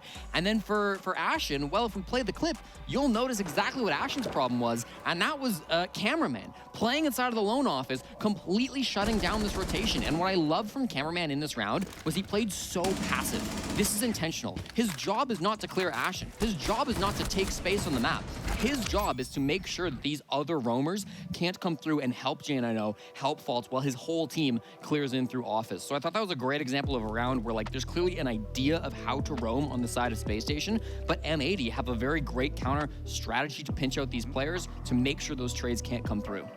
Yeah, I mean, SSG, they really need to focus together and use that teamwork because you can't be playing scared. I said it when we were watching. This is not the SSG that we're used to seeing. Even Ashen was playing scared. In that moment that we saw him. He easily could have committed to that camera and took that position. Faults could have got out, came back around and switched, but Ashen was playing too scared. Faults was playing too scared. They end up losing the numbers. They end up losing the position. M80 start running away with those rounds. And again, it comes into those small mistakes, whether it's lack of communication, whether it's lack of just commitment to a site, whatever it is, SSG needs to hone in on where they need to focus on these small, minute points that are hurting them drastically. They took their tag timeout after round 3 when they were already down, so they couldn't use it in the second half when things weren't going their way. When you have been in games where you're down 5-2, you're about to be down 6-2, you have an opportunity to kind of recollect yourself. SSG had a chance like that and they didn't take it. So from your POV, what was going on? Yeah, so in round 8, we did hear that listen-in of Iconic talking about the strat, talking about what they want to do, and this round is still being played out. There's still a minute on the board here. We've seen this happen. I've done it multiple times in my career. We're getting absolutely swamped by the other team. There's still a minute on the board. You don't have to commit to this round. Sure, you possibly could win it, make it a 5-3, but if you're absolutely getting smoked on all these fronts, you have to use that 50 seconds. I don't care if you're saving your KD. Forget what Twitch chat says. Use that 50 seconds. Use it as an in-game timeout. You see it all the time, and allow yourself to understand what you guys need to be doing and execute it for the next round and the round going forward. Flip side, for the team that actually won the map, so we don't just talk about the one that hadn't done anything so far on their own pick, Citizen said, bank? Bet, and suddenly popped off 12-2 in the first half on attack. If that doesn't happen, then M80 definitely don't have such a dominant first half. Citizen felt like he had superpowers this game. It felt like he always knew exactly where players were going to be and when they were going to swing him. It felt like he was so consistent at, I mean, it's part of this is the drones, right? So consistent at finding those players when they were going through these pushes. You can see he's got those pings for his teammates. I think the droners were super, super important to Citizen's success here, but you can't downplay the flicks. You can't downplay the reaction time. Citizen was so good at knowing where people were going to be on the map and punishing them for those positions. And that's what the power of M80 is. There's multiple players on this team. Every single player has the star power to pop off and have big games. And even, yeah, if somebody who is like Cameraman or Kino maybe not putting up the same numbers, Citizen will. There's always going to be somebody to step up and have that huge game. So I thought Citizen played fantastic today. Well, he definitely played fantastic. And we were talking about the wrong players. We were talking about Ashen. We were talking about Spoit. But the whole time, it was Citizen. Citizen took it personally. They got LeBronic on on SSG, but we have Michael Jordan on M80. I mean, this was a clinical performance from Citizen nonetheless. And like you said, I don't even know how he knew where some of these players were. He just hit the pre-fire, and next thing you know, someone's off the board. I would hate to have been in that position of SSG having to go against Citizen when he's performing like this. And I can't even do that on the Holo. He's doing it on Holo. I need the ACOG. I need that 3-time scope, the 2.5. Something about everybody switching back to 4-3 suddenly means Citizen just turns into a monster. Now we move on. So, map 1's already happened. What do we think about map 2? Well, like I said, I'm still going to stick with what I was saying, that the first map was going to be a toss-up, but going into that Consulate, sure, SSG did lose that 7-5 to M80, but like I said, when you are on that receiving end of that loss going against a team into a rematch, you tend to take more from that game and understand how you want to go into that next time you replay that. No, I agree 100%. I mean, this is a very strong map for both teams. For Space Station, obviously, they did lose to M80 earlier in the season, which is why M80 chose to pick it. But they also played it against Sonics. They won that match, and both games were very, very close. I believe both 12 rounds. So they've got a lot of experience on this map. It's historically been one that Space Station have favored as well. Doesn't mean a lot of footage, but I mean, it's playoffs. They've had a lot of days off. I'm sure that they've been working on some stuff and have come in with a whole new strat book. My big problem is listening to what SSG were like at the very end of that game. When you hear all of a sudden, the wind is just out of their sails. There doesn't seem like there's very much momentum in the comms. You lose your first map, and then you try to make the transition, and suddenly you're on your opponent's map pick when you've already lost your own. What do you do to mentally reset? You kind of need to do it, but what does it take to actually do it? Well, I mean, these guys made a strong run at SI. I mean, the biggest thing is you go into the next game. You wipe the slate. It is what it is. You just take from it. You learn where the struggles were. You learn what the problems were. You learn the things that you need to focus on, and you just completely wipe off that next map and go into this map clean slate, plain and simple. That is the only way to go about that. I also think this was like a pretty predictable pick from M80 because obviously Space Station, everybody knows that M80 beat SSG on this map, so they should have a game plan, right? They should have already talked about this for the last couple of days. This is how we're going to play Consulate. We expect them to pick it. It wasn't the only option for M80, as I said. Maybe they could have gone Clubhouse or something, but it was definitely one of the obvious choices they could have made. So Space Station would have known that this was going to be coming up. They should have known that this is going to be a plan. So I think at this point, you just say, guys, reset, stick to the game plan, stick to what we talked about. Whatever that may have been behind the scenes, they should know how they plan on winning this map, and so now they just got to execute it.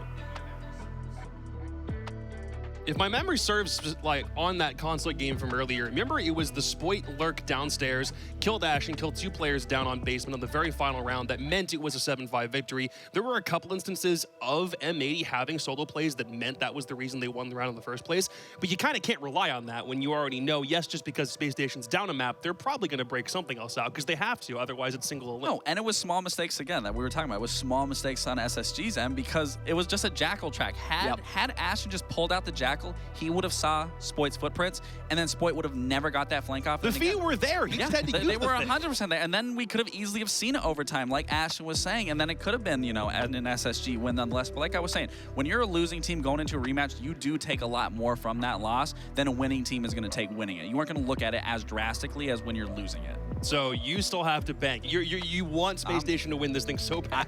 Well, specifically for a best of 3, I want the best performance from both teams, and what we saw from SSG the last game was not their best performance by any means. So going into this map, I expect the skill ceiling to be way higher than what we just watched. I meant for your prediction, not for the sake of the players. Drew. This is for my prediction. I need them to be at the highest skill ceiling and performing. Desperation finally starting to set in for Laxton because he is currently tied with Jesse, but Fox is still right above them, currently watching this M80 performance, thinking, yeah, I had this entire thing planned from the start. Map number 2 is up on deck. Parker and Pengu, have fun.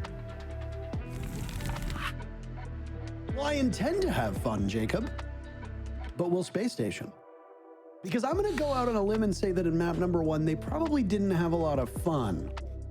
And honestly, fun is half of the battle. The other half of the battle, winning. And SSG didn't do that either. So 0-2 on the matchup.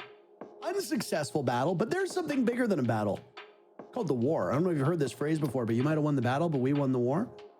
Yeah. SSG now needs to eventually do a reverse sweep, and they're going to do it. If they're going to do it, starting on M80's map.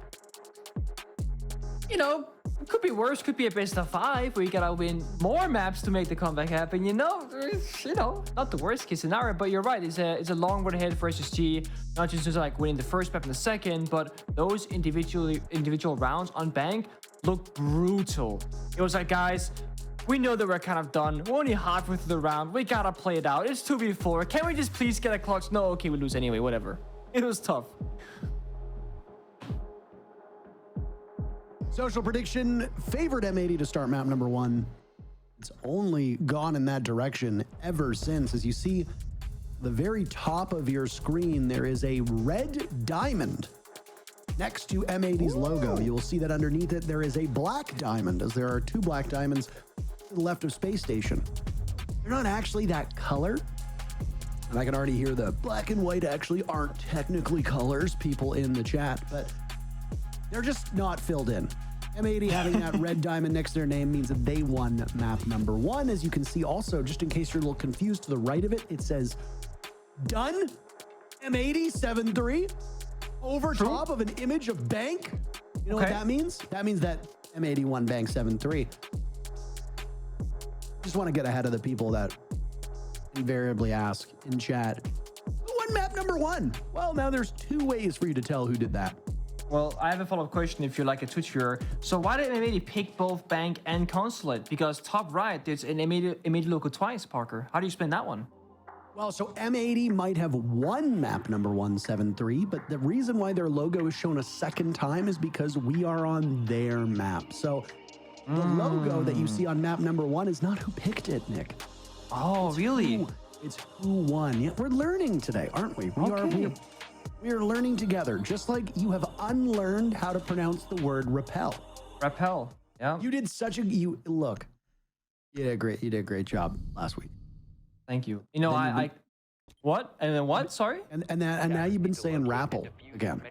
You know what the issue is? I started playing ranked in between last week and this week. That's the issue, yeah. I don't know how to tell you this, Nick, but playing Rainbow Six ranked is always the issue. I don't know.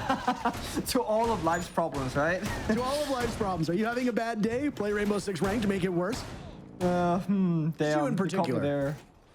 As an aside, obviously there's been a fair bit of fanfare on social media about rising player counts and, you know, the changes that have been made, and not just those that have actually been made, but those that are coming down the pipeline. Obviously, Fenrir changes, Solus changes, etc. Game is in one of the best states I've played it. Yes. It is very enjoyable playing this game, and I mean, I think it's fine to take breaks from time to time. You can get frustrated, you can get kind of burnt out. I definitely have been burnt out on this game previously, but right here, right now, it's a very fun game to play. So for me, ranked is actually not the problem. Okay, so it's a me problem essentially now. Oh, no, I'll work on that. That's not what I meant. I'll work on it. I'll do better, and hopefully, as well as SSG, because M80, they're keeping the same pace. They're creating the building, and this is gonna be a classic CO take, right? Box below, destroy the floor, fire in, rappel in, get the plant down, toxic babe, jump out, stake it. Yep. Just as the doctor ordered. You're gonna wait for the smoke, rappel in again, second fire, toxic babe, jump out again, rappel in again, last toxic babe, jump out, no more smokes, plan goes down. But the cover has to be there. Also, C4 from Folds clash on Forest. They have multiple ways to retake, and actually there, they used the toxic babe too early. Nobody from AD rappelled in, they'd have a wasted one, but they might have changed their entire attack here. They're rotating, they have given up that CEO approach. And I mean, Ashen's already used 2 of those toxic babes. A minute off of the clock. Nitro Cell still remains in pocket for J90 as well as for Fultz. So you didn't lose too much on that opening gambit from M80. M80 losing a lot of HP in the process. Citizen and Kino equal 1 player combined. So Citizen will die to 1 or 2 bullets of pretty much every gun, and will certainly die to 1 bullet of any shotgun at this HP. The way that Citizen played in map number 1, you need another strong game for him, as it's what helped put that match into the winners column for his team. Oh no. Oh no. Iconic gets spotted out and picked off by Spoit on Repel. Now it's Forest walking up. Survey a similar part of admin, but spies a drone. E1D keeps him in place. Citizen down below on the lurk. Oh, they're back where they started. They're gonna go again. Well, I mean, if you baited utility, why not? And there's Kino now attempting the plant. Last toxic babe goes out. Kino out of that position. Now it's all up to the Nitro cells. Bolts runs right by the window. Spoit with 2 kills. A third now. Cameraman to go on in. Pistol out. J90 damaged. The last one standing is the Clash of Forest. Over towards the window. Sidearm in play. Diffuser down, but has not been planted. Force is actually sitting on it.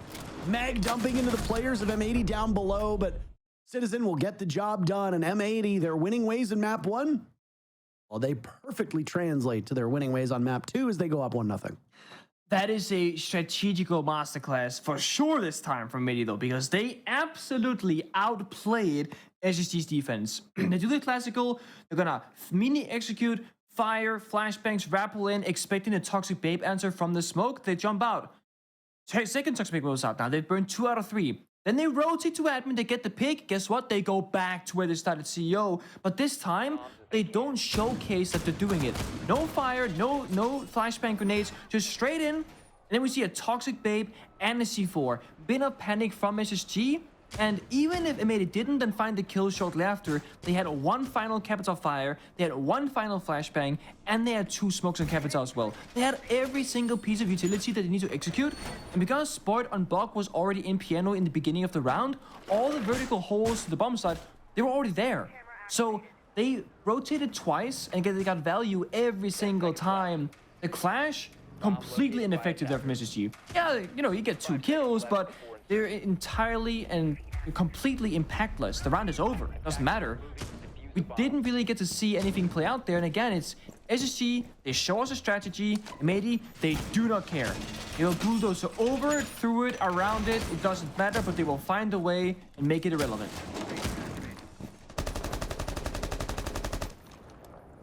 Well, if you just want to go and look at the map stats for Consulate, it was tied with Bank in 4th place for most plays. Both maps have been played 4 times prior to today. Bank just got played, so it's up to 5. Same with Consulate, now also at 5 plays. It's a very different landscape for this map. 62% of all rounds won, prior to round number 1, I should say, were won by the defenders.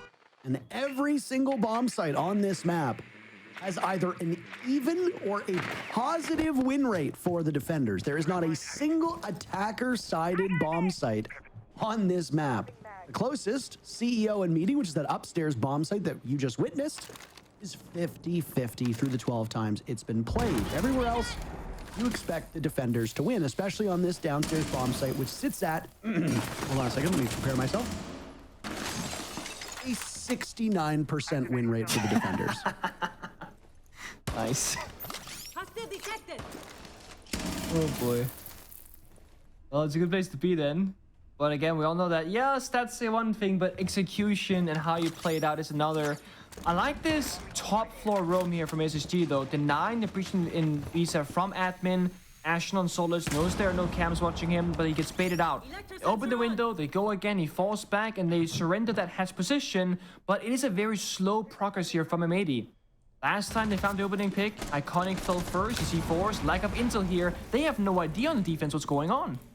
Not one bit. Fultz has now died to Kino's advances. Spoit inching up closer to that position that Iconic held on Spiral. Now he's anticipating somebody from M80 to cross his path. Cameraman dies to Ashen. Also playing on this first floor, not that far removed from Visa, tucked in next to the vending machine. 2 more silhouettes in position, but Ashen will get away. M80 just not quick enough to isolate that Solus and punish him from that spot. Excellent start by Ashen to get rid of Cameraman. It's no more hard breach either, as the Thermite of Kino is out of exothermic charges. You better hope what needs to be opened up's been opened up. Final 30 seconds now. Noodle barely surviving a scare. Bees to go off, EMPs as well as M80. What's at the back of this bomb site? It will do that. Noodle still opening things up. Citizen look to be taking some minor damage. Down goes Kino. Citizen on the board for this round. 10 seconds left. M80 breaching in. They need to grab that diffuser. Spoit gets it in the nick of time. It falls off because they don't have upstairs coverage. Citizen with 1 kill, but SSG will double up. Spoit all alone against J90. He's halfway there. J90 has spam pings and stops Spoit in his tracks. Already a better start to this map for Space Station. Oh man, that is close. If M80 just had, 5 more seconds in that round, if only the player with diffuser didn't die outside the breach. Those are the questions you're going to be asking yourself, guys. What if? But for Space Station, they'll take it. And they had a good understanding and a good read in that round. They had those red pings. They had the intel. They had verticality the entire time because M80 didn't do a full map roam clear. That's the big question you can ask yourself in attack. Hey, are we going to spend 2.5 minutes clearing top floor, first floor, breaking apart the soft floor, and then going bomb site? Or will you go for more direct approach like we saw? Walk down into like server archives, attack the bomb site from behind, and then hope that it works out. Well, it almost did. But again, SSG actually fighting back. They need to do this. On Bank, they were so happy to give up map control, not seek out those engagements, and we're finally seeing them effectively roaming together with the players looking for engagements rather than looking to hide away, avoiding that conflict. 10 seconds to insertion. Well, that bomb site, like we said, was so overwhelmingly defender-sided in the numbers that it doesn't really come as a surprise that Space Station was able to persevere. But I say persevere because there were periods of time where it didn't look great for them. And right at the very end of that round, after things looked fantastic for them, it all falls apart because of an inhuman action by Spoit. Either way, Space Station can now tie the match up, and they are desperate to start winning rounds.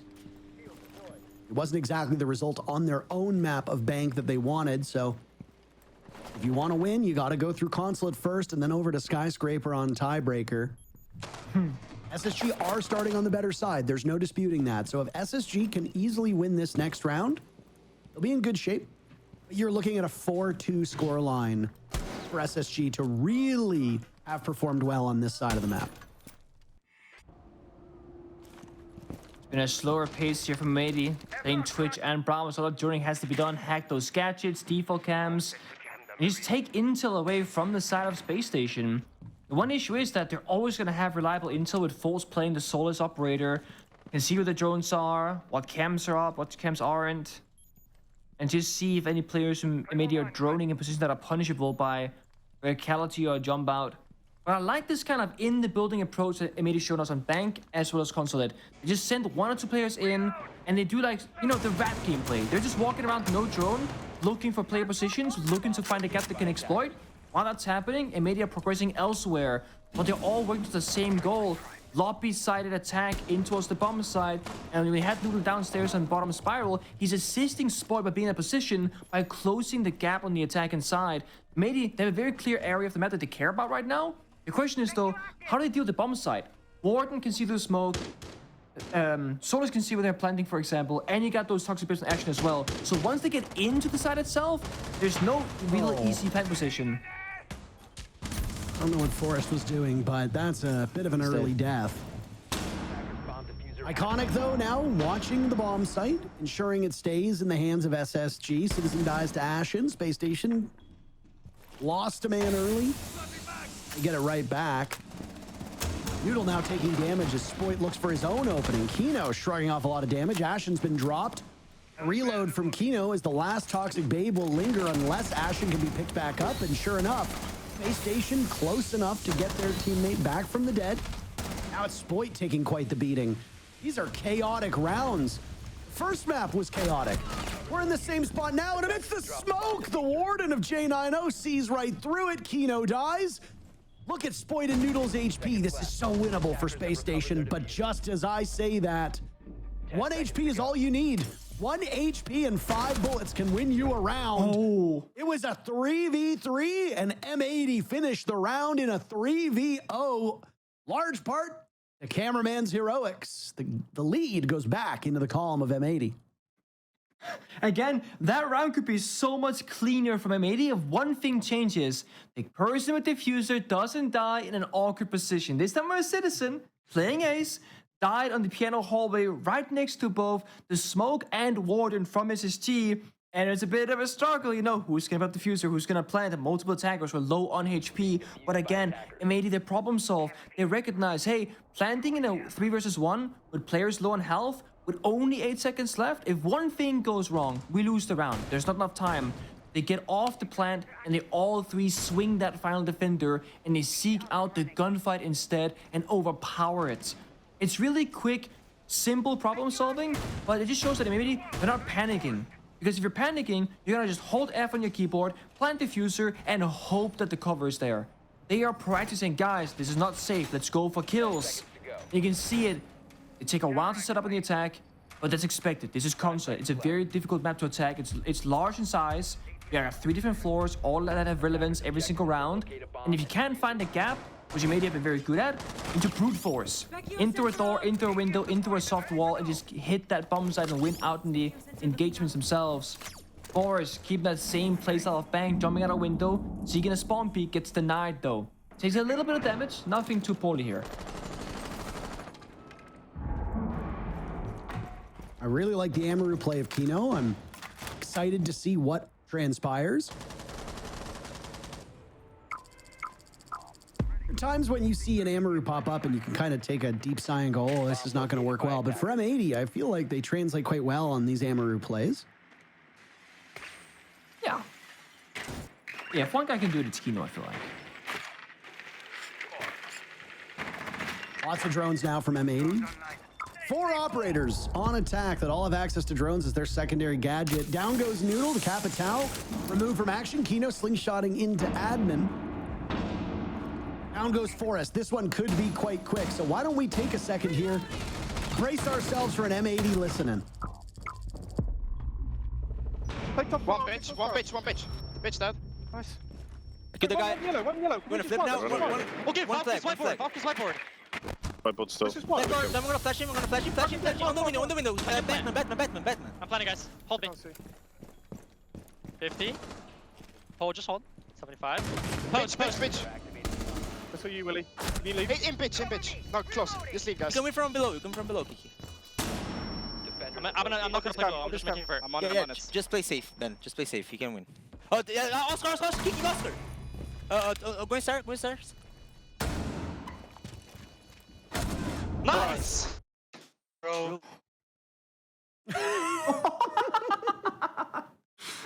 Oh boy. I'm curious if they're given notice that they're going to be listened into. I don't know the procedure or if we can just tap into their comms at any point, but quite the gesture from Citizen. That's yet another round in the win column, and boy, oh boy, what did we say? It was a 4-2 that SSG was looking for on defense. Well, they're not going to get it. The best that they can muster is a 3-3 first half, which is behind the numbers that you see on this map. If you on defense are not winning at least 3 to 4 rounds, you are in trouble. 4 is really the gold standard. SSG will call their timeout, and they are not having the best day today so far. They're not, and it comes down to, again, like M80, they're just better today. They really are. Like, they are showing up so much more than SSG, and in terms of like creativity, execution, team play, individual gun skill, and also the communication from M80. It's very like it fluctuates during the execute. Very hectic, chaotic, a lot of callouts happening. Cameraman like taking very clear charge and control. The second they start planting, we hear Kino go, "Guys, I'm planting. Please hold me." Right? Silence for a little bit. The moment diffuser goes down, it's like, guys, play it safe. One guy's playing vertical below, and then the last player can play inside of admin and just swing the door. So they have it set up. There was one small issue that occurred though. Nobody was holding the drone at the right time for M80. So they did lose a player downstairs playing the verticality because that missed timing. Likely because if cameraman's gonna call the shots, he's more likely to like watch the player perspectives than the drones to see what's happening and try and orchestrate things for that post plant. But regardless, if you're a Citizen left alive, or a Spartan for that matter, in a 1v1, they very often win those. So not a bad spot at all. Both those two players, 6 kills each, tied for first kills on the side of M80. 5 seconds left. Big difference in the comms as well between the two. Attackers are heading out to defuse. You listen to SSG in the previous map, and they weren't quite hectic. It didn't feel like there was any kind of, I don't want to say energy, but you know what I'm saying. Flow. It's a lack of a flow, I think. Yeah, but then you listen to M80 and it sounds like they're in the trenches. And I mean, they are. You're playing for your life. You're playing for a spot at the major. Of course it's going to be hectic. Of course it's going to be frantic. Can't hide from me. It's a big difference. But still quite well structured. I love the insight, just like how different teams communicate, and Also, we don't always know which players are actually talking and what kind of stuff they're calling for. Like, we often see teams where it's the support player, and for example, cameraman saying, hey, Kino, go plant, guys, cover. But Kino himself took charge of that situation. There's still like individual decisions from M80 being made here. But look at this, SSG. They're still looking alive. Get opening pick, active roaming, got the insult again, vertically from Ashen, looking to make proactive plays. And there's still 2 minutes to go. They're in a great position in this round. Ashen still roaming, but Forest dies. The smoke, the first one off the board for SSG. That is a troubling sign. Still half of the round to go, and there will be no toxic gas to blanket that site. Seen previously how effective that operator can be against M80, especially with how objective focused M80 has been. A team that is, I don't want to say not known for objective play, but with the gunners on the side of M80, they can easily kill everybody on most of these teams. Their insistence on getting that diffuser down has been to great success so far, and the job just got a lot easier. Playing with fire. That debugger was quite nice, actually. Over the soft wall. Play a good gun behind it. It's J9O. He's having a great time so far. He gets to kill this point. J9O has been by far and away the best player for SSG so far today. There's time for other people to get on the board. Fultz has yet to find a kill here in this map.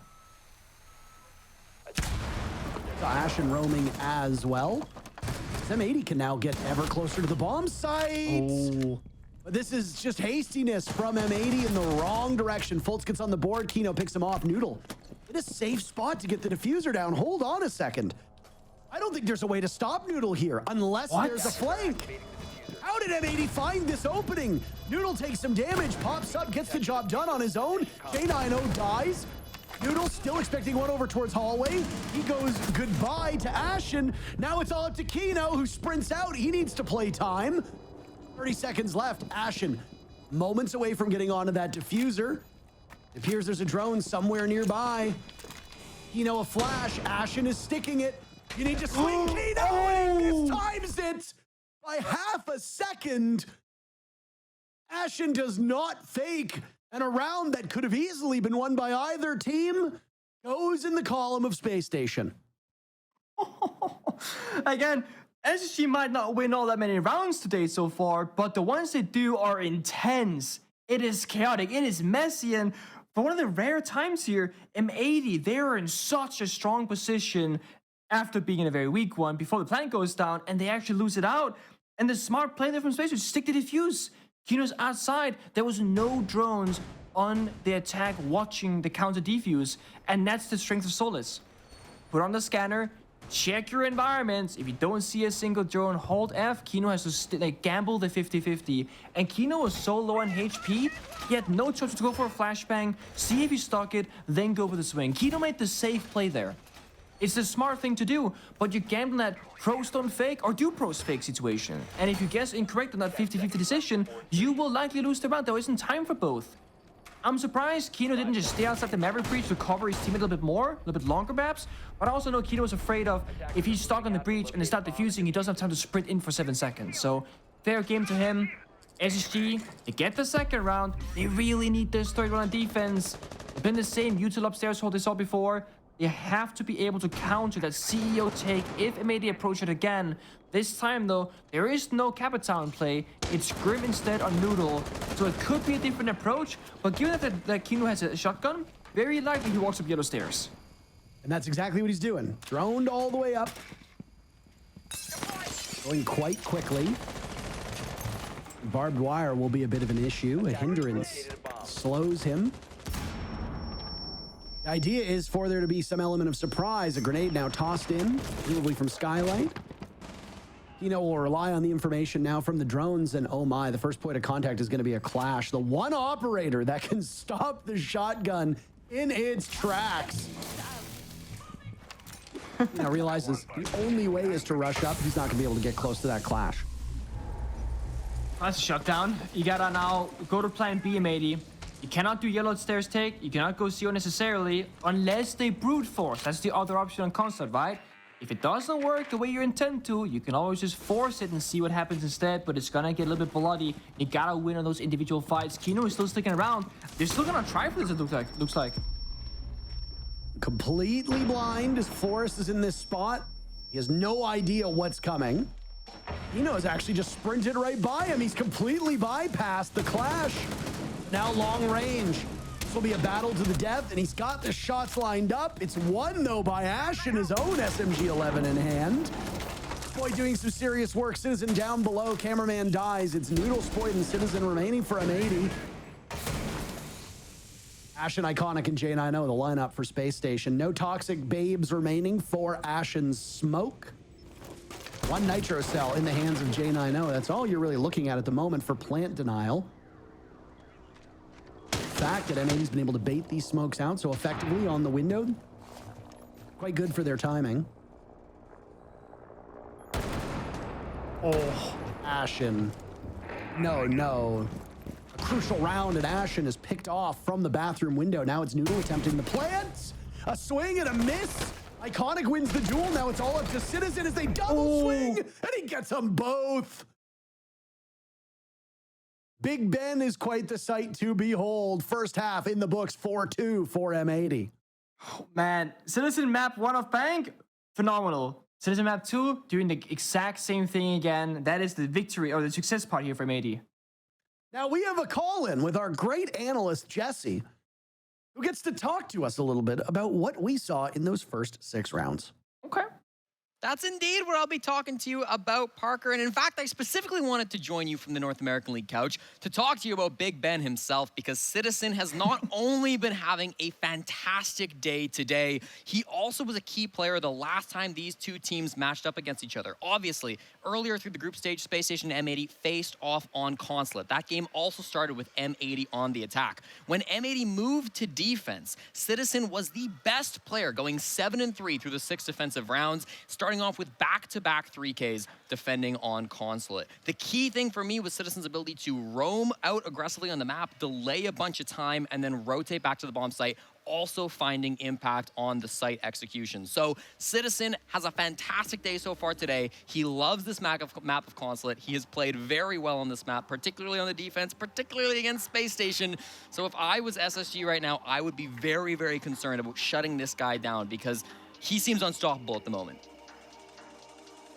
Well, thank you very much, Jesse. Nick, what are your immediate thoughts? I was gonna ask Jesse, let's talk about, Citizen now, Sport in the intro segment, and, and then they spoke about Ashen, but, he's not really been at, present in the server. I was gonna ask Jesse, so does that mean that EU is back on top? Is that what's happening right now? Oh. EU players are taking over the NL right now, in front of our very eyes. Look at this. Citizen 8-3, Sport 9-4. But I do agree, Jesse. I think it's a matter of shutting down quote-unquote star players. And the thing is, they haven't been. It took SSG, they didn't even do it on, I was gonna say it took them almost every single round possible to do it on Bank, but they never shut down Citizen. They would kill him in a couple of rounds, sure, but Citizen was never looking like, oh, I can't make a play, I can't go in the building, I can't take these gunfights. No. Every single round, M80, they are quick in the building, they're not afraid to take map control, they never look scared. And when we heard that listening earlier as well, they were like, guys, we gotta fight out on the bomb site, and they were just going for it. And I think what they're doing really well, Sport kind of spoke about it in the player interview before the matchup, they have good synergy. Noodle, Citizen, and Sport, they know each other from way back in the day. Sport has played with Kina before, they got that connection there as well, that link. The only kind of outsider, if you will, is Cameraman, and he's your IGL who's just calling the shots. And you often see the 4 players that are friends, if you will, playing together. Cameraman is on the outside of the map, baiting for them, setting things up, calling the shots in support of operators of those global gadgets like Lion and Dokkaebi, and it works really well for the squad. It feels like every single player has an identity and a purpose in every single round, and that's really been, I think, the key to them doing so well on this stage. Well, good night. Folks seem to be a little bit surprised by Citizen, who is close to breaking double digits again. I believe he finished the first game with 15 kills, now sits at 9 through this contest for what would effectively be 24. Quick maths. He started the day with 69 kills, so he's very close to breaking 100 as well. Spoit already broken 100 before we got into this matchup. Ashen broke it in the previous map, but is now just adding to the tally. Everybody else is quite a ways back. Most of these players in the league are sitting somewhere between 60 to 70-ish kills. Ashen and Spoit have really been the two outliers so far through all of our matches. Halfway point now of round number 7, and M80 on the favorable side. What damage can they do? Big thing is the pace from SSG. I mean, they're slow in the building. When they finally do get in, falls on Jackal of all operators, just get swung, dies, bang. Because Jackal goes down, the roam clear slows down too. You can just scan out any remaining roamers, you gotta drone every inch of the map, and now time is running low. What do you have? Capgun traps, Goyo canisters. If you go too quickly here, you might get taken down just by utility alone. It's a minute left, they've just broken the piano soft floor, popping those Goyo canisters, making decent progress. When SSG, they're gonna be forced into a 3-2-1 execute way before they might be ready for it, but they keep losing gunfights. Ashen also falls, Citizen with 2 kills in this round. Citizen's just all over the map. Not only are you going to have some difficulties roam clearing, but you're also going to have to deal with a formidable player now breaking double digits and just having Consulate be his entire playground. And I know we'll be familiar with that angle. That's exactly where he got the pick from previously. You know, eliminating Iconic and, well, SSG don't really have much going. Final 20 seconds. Forrest pulling out the sidearm. I think that might be it for this round. Spoit also breaking double digits, by the way. 10 seconds left. Get the kill. How much? Post on SSG. Ashen. Oh my. 5 seconds to go. It's a pretty good pistol when you think about it. It is. Operators, you are out of What is it? The 45 Musuck or something like that, isn't it? I'm not a gun guy. Neither of us are from. We're not gun people. So neither of us are from countries that much care about guns. It is an M45 Musuck. I Google double checked. That's very important that you get that detail right on this broadcast. Thank you for. Do you know what the other pistol is? Oh wait, Firma doesn't have that. He's wait. What's Thermite say? Does he have the 5.7? He does. He has that gun that has like 30 bullets in it or whatever it is. 21, I think it is. But yeah, it's a ridiculous amount of bullets. You know, I remember watching a Macy J video way back when I first started playing. And everybody ran with the sidearm that he was just using right there. The Forrest was just using because it does more damage as far as I'm aware, but obviously I think there's only like 8 bullets or something like that in it. Yeah. But then Macy was like, no, you have to run with the other one because you don't have to reload and the damage difference is so negligible that the more bullets you have, the higher likelihood of you hitting a headshot. And I was like, that map adds up, you know? So I decided to do that. 10 seconds to go. That was way back in, that would have been sometime in 2017. Oh boy. I don't know. We are so old. Games changed so much as well. I mean, of course, like the pistols have stayed the same mostly, but the pistol recoil, visual recoil kick. Oh my god, back in the day, pistols were hard to use. Unusable. It was rough. There's a lot of funny things. Like we had like the raptor leg situation for a bit. That was a big like loved meme in the community that people go, give us raptor legs back. Where if it was in the final kill cam, people's legs would be reverted backwards. So you looked like a raptor with like really long legs. It was hilarious. It was there for a few months. It Your got knees patched. bend the other way. Yep. Yeah. You look Exactly like, that. what are they? The AT-ATs or whatever they're called? Oh yeah. From Star Wars? Yeah. Yeah. The small ones, the bipods, not the big boys. Yeah, not the big boys. So That's exactly it. this is a perfect time, I think, for us to take yet another listen in. So roughly about 20 seconds or so, I want to hear what SSG is thinking because they're in a very similar position to where they were on Bank. I have to imagine that morale on SSG is probably a little bit down, especially given the fact that M80 are on the better side. Now, obviously, we can't glean too much from these call-ins. Why don't we take some time? Maybe either way. Let's listen in. That round was very quick. Still going. What's SSG saying? I think that's left yellow side. Let's kill shield guys. Let's face up here. Third ready? Third round, Jay. Third round. Yeah, I'm walking. Dave's a pro. I saw a pro. I'm replying in deep. Ready? Could be con wall. Could be con wall. I'm walking red. Let's go. I'm replying in. Alright, hold 3, in. 2, 1. Just check con wall. I think they're below right Big now. here. Alright, listen. They're gonna play for the lower hard zone and the hori hard zone. I think we go fast. I think we just do a... Can you get the hatch right now? Yo, we who's do a that key? fast Look up? for traps. Look for Yeah, traps. no harm breach. No harm breach. No harm breach.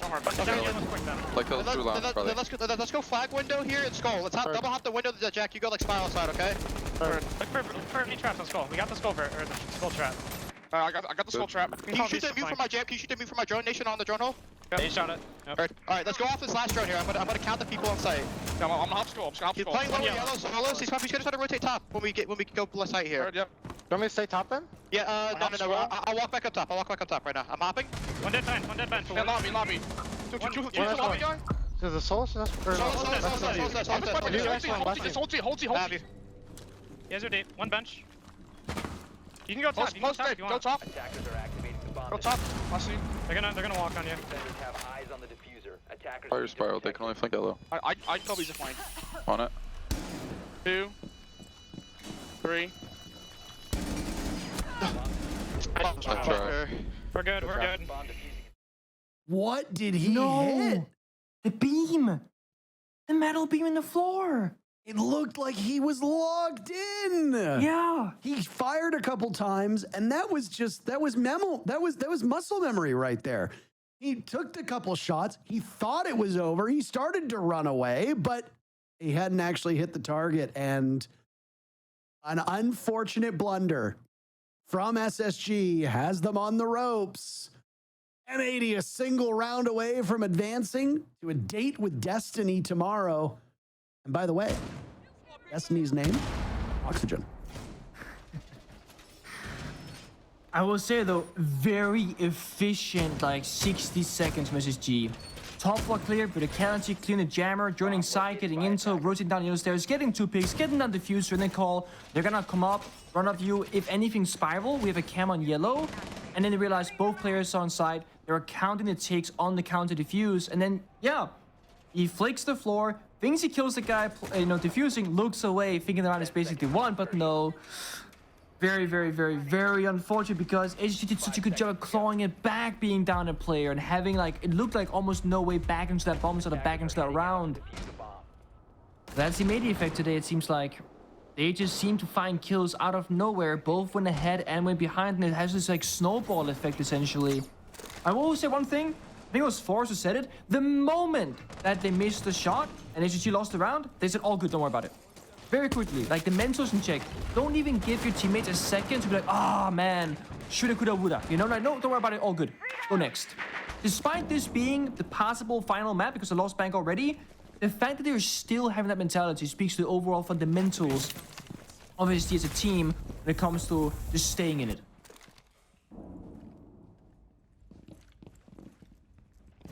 Oh, man. Not exactly what you wanted to see from these two teams. I don't have a dog in this fight, so for me, I don't particularly care which team moves on. I feel like it's a very familiar refrain that I have to say this. It's that I just want a good match, and so far it's been a great match if you're a fan of M80. It has certainly not been a competitive game. Only 5 rounds through these 2 maps for SSG so far, but hold on. SSG seems to be fired up in this round. Ashen, Folds, Jaina, I know everybody coming alive.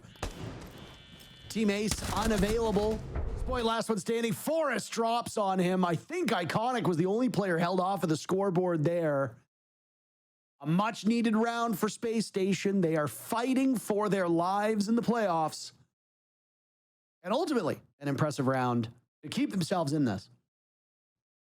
And then, you look at last round, how close it was, and then now just flawless. In the building, roam clear, on site, shut it down, and just find all those 5 kills. If that previous round didn't go the way that it did, then, 4 or 5 scoreline would be here instead. But it's 6-3. And M80, they can just go through the motions right now. Trying to play split bombs at lose, okay, they go basement. Lose basement, okay, they go top floor. Okay, lose that, they go lobby. And then it's overtime if they lose that one. They have so many options here. SSG... They did the same thing on Bank where they're struggling for a couple of times, or a couple of rounds rather, on the attacking side. Then they switch it up. They go for a fast attack. Because when they played Bank, it was the first 2, I think, attacking rounds. Pretty slow, didn't go so well. 3rd time, they just flew in the building. It was the best look we saw from them. So I want to see Steve, if they can, keep it up. Keep up the pace. That's fast cutting playstyle, catching me by surprise. It has been working out. It's hard to do though, and it's high risk. When you're down on match point, that risk assessment. Oh guys, we might lose if I don't win this gunfight. Oh guys, if I find this window, we might lose. it makes it harder to play operators like the Armor to play that quick kind of play style. Instead, they play heavy intel. Bill could be Jackal for roam clear, Flores, Bug, Thermite for the bomb site. They want to be prepared for both scenarios here, and they know. Maybe last time, they like to run around, make it difficult, stall for time, and it's crucial this time that Foltz doesn't die in the first minute, because that's what happened previously, and that's why the room clear was so slow. Well, they were trying desperately to get those bandit wires off of the door, and garage door, of course. It's technically a wall, I suppose, in this training simulation, because that's all Rainbow Six is. It's a trick simulation. Damn. It's the final Rotero drone being driven in by Iconic. Ashen, by the way, has been downed, and I don't think they're going to attempt to get those bandit batteries. Citizen, the first actual casualty, because Ashen continues to bleed out. He'll be retrieved, so the numbers actually benefit SSG. And they can hack the cams too. There's no Valkyrie in play or something like that, and there is a bulletproof though. Of course, default cameras of flank watch, forging around to like do the vertical destruction here. But again, look at the pace, 138. They're top floor, but they're taking first floor control at the same time with the verticality right now. Jackal scan came out, they saw the final roamer. He's gonna be forced to run away as well to the basement. So this is a very good look. But look at that, every time SSG they get something good going for them, someone swings out. This time it's Noodle. Last time it was Citizen. They're back to a 4v4. They hacked the cams already, thankfully, I believe. So that value has been gained. That final look at the call will not come into action before that bomb site execute. Ashen was flirting with death for a while, and finally they decided to go home with one another. Maybe not the way that Ashen wanted, of course. Garage can now be opened up as well. Ooh, denied, I believe. I couldn't tell from the sound, and yeah. No, that was a beautifully thrown impact. Second opportunity, and it's good to go. Think about how much SSG had to use just to get that one panel open. All those Rotero drones, the exothermic charge, entry on the other side of the map. You know, we'll hit that Goyo canister now with 35 seconds remaining. J90 trying to hit the site from the back. Unsuccessful. He dies. Advantage goes back to M80. Looking to advance through the playoffs for a chance to go to the Manchester Major. M80 have just about gotten it done. All they need is the head of one world champion on their wall, and they will get it. Foltz dies. M80 2-0 over Space Station. Their run, their chance of going to the Major lives on. As for SSG, there's no mulligans, no do-overs. That's it for SSG's shot in the playoffs. Not to fight their way through the last chance qualifiers in hopes of being the fourth team to represent this region. But for today, it's M80 moving on. I mean, is it a big surprise? Not necessarily. M80 has been a better team throughout so far in stage one, but I think how the rounds played out, and the fact it was a quick 2-0, I would say, bit of a surprise. I was expecting a 2-1 victory from M80. I see they fight back, they get their own map pick, that third map decider, ooh, exciting.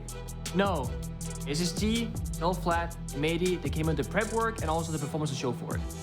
Yeah, I mean, I honestly thought that the third map would be not just the tiebreaker for the series, but I think it would be the determining map for these two teams. I didn't think that there was such a skill disparity between the two that it would be such a fast 2-0. I mean, we haven't even been live for 2 hours yet in our matches, and it's already over. We've already sent one team out of the playoffs.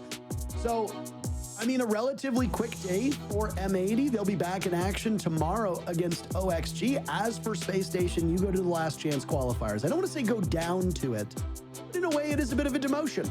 Because 3 teams will emerge from these playoffs to represent the region, and the remaining teams will have to scrape through the qualifiers, which is a real gauntlet.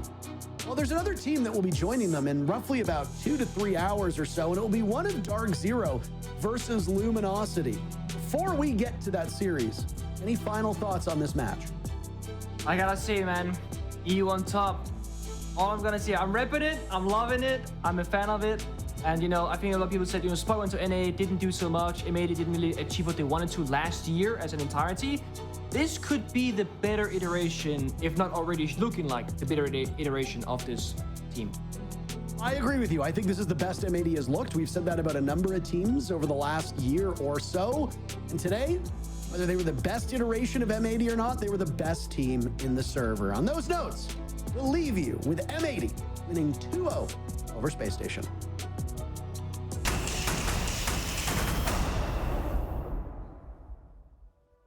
They only dropped 2 maps in the entire round robin, and now they're going to just one more BO3. They didn't need top 2 protections because they slaughter Space Station en route to a date with Oxygen tomorrow evening. M80 get a 2-0 victory over Space Station, and I think the fact that they had 16 points and only 2 losses, I think they kind of took that personally. I mean, I took it personally. I mean, I got the nose because I picked Ashen, and I got the hair because I picked SSG. My predictions are totally out the window at this point. Yeah, no, looking good.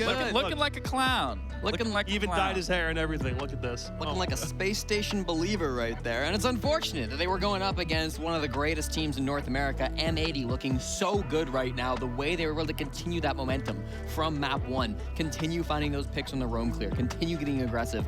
Even though there were a couple of close rounds, just like there were on Bank, when things got super chaotic, I felt like M80 were always able to close that game down. I mean, even just, I want to talk about SSG specifically. I mean, there were so many instances where I thought, you know, there was going to be a little glimpse of hope, and M80 just immediately shut it down, or they really just switched up how they wanted to approach the situation. They were great at adapting, and that was something that SSG was terrible at. Well, go back to the times we saw Space Station play Consulate before. How many times did they win rounds off hero plays? The crazy Monty push downstairs, the times where they get a 3K out of nowhere. Even moments that seemed like a freak accident seemed like they went Space Station's way on this map before, and today it just didn't. And those rounds look a lot closer. And like I said, Bank was going to be a toss-up. I was hoping that going into this map was going to be completely different. If anything, it looked even worse. It looked like they didn't realize what the problems were. It didn't look like they were trying to be a team and trying to come together to fix those problems.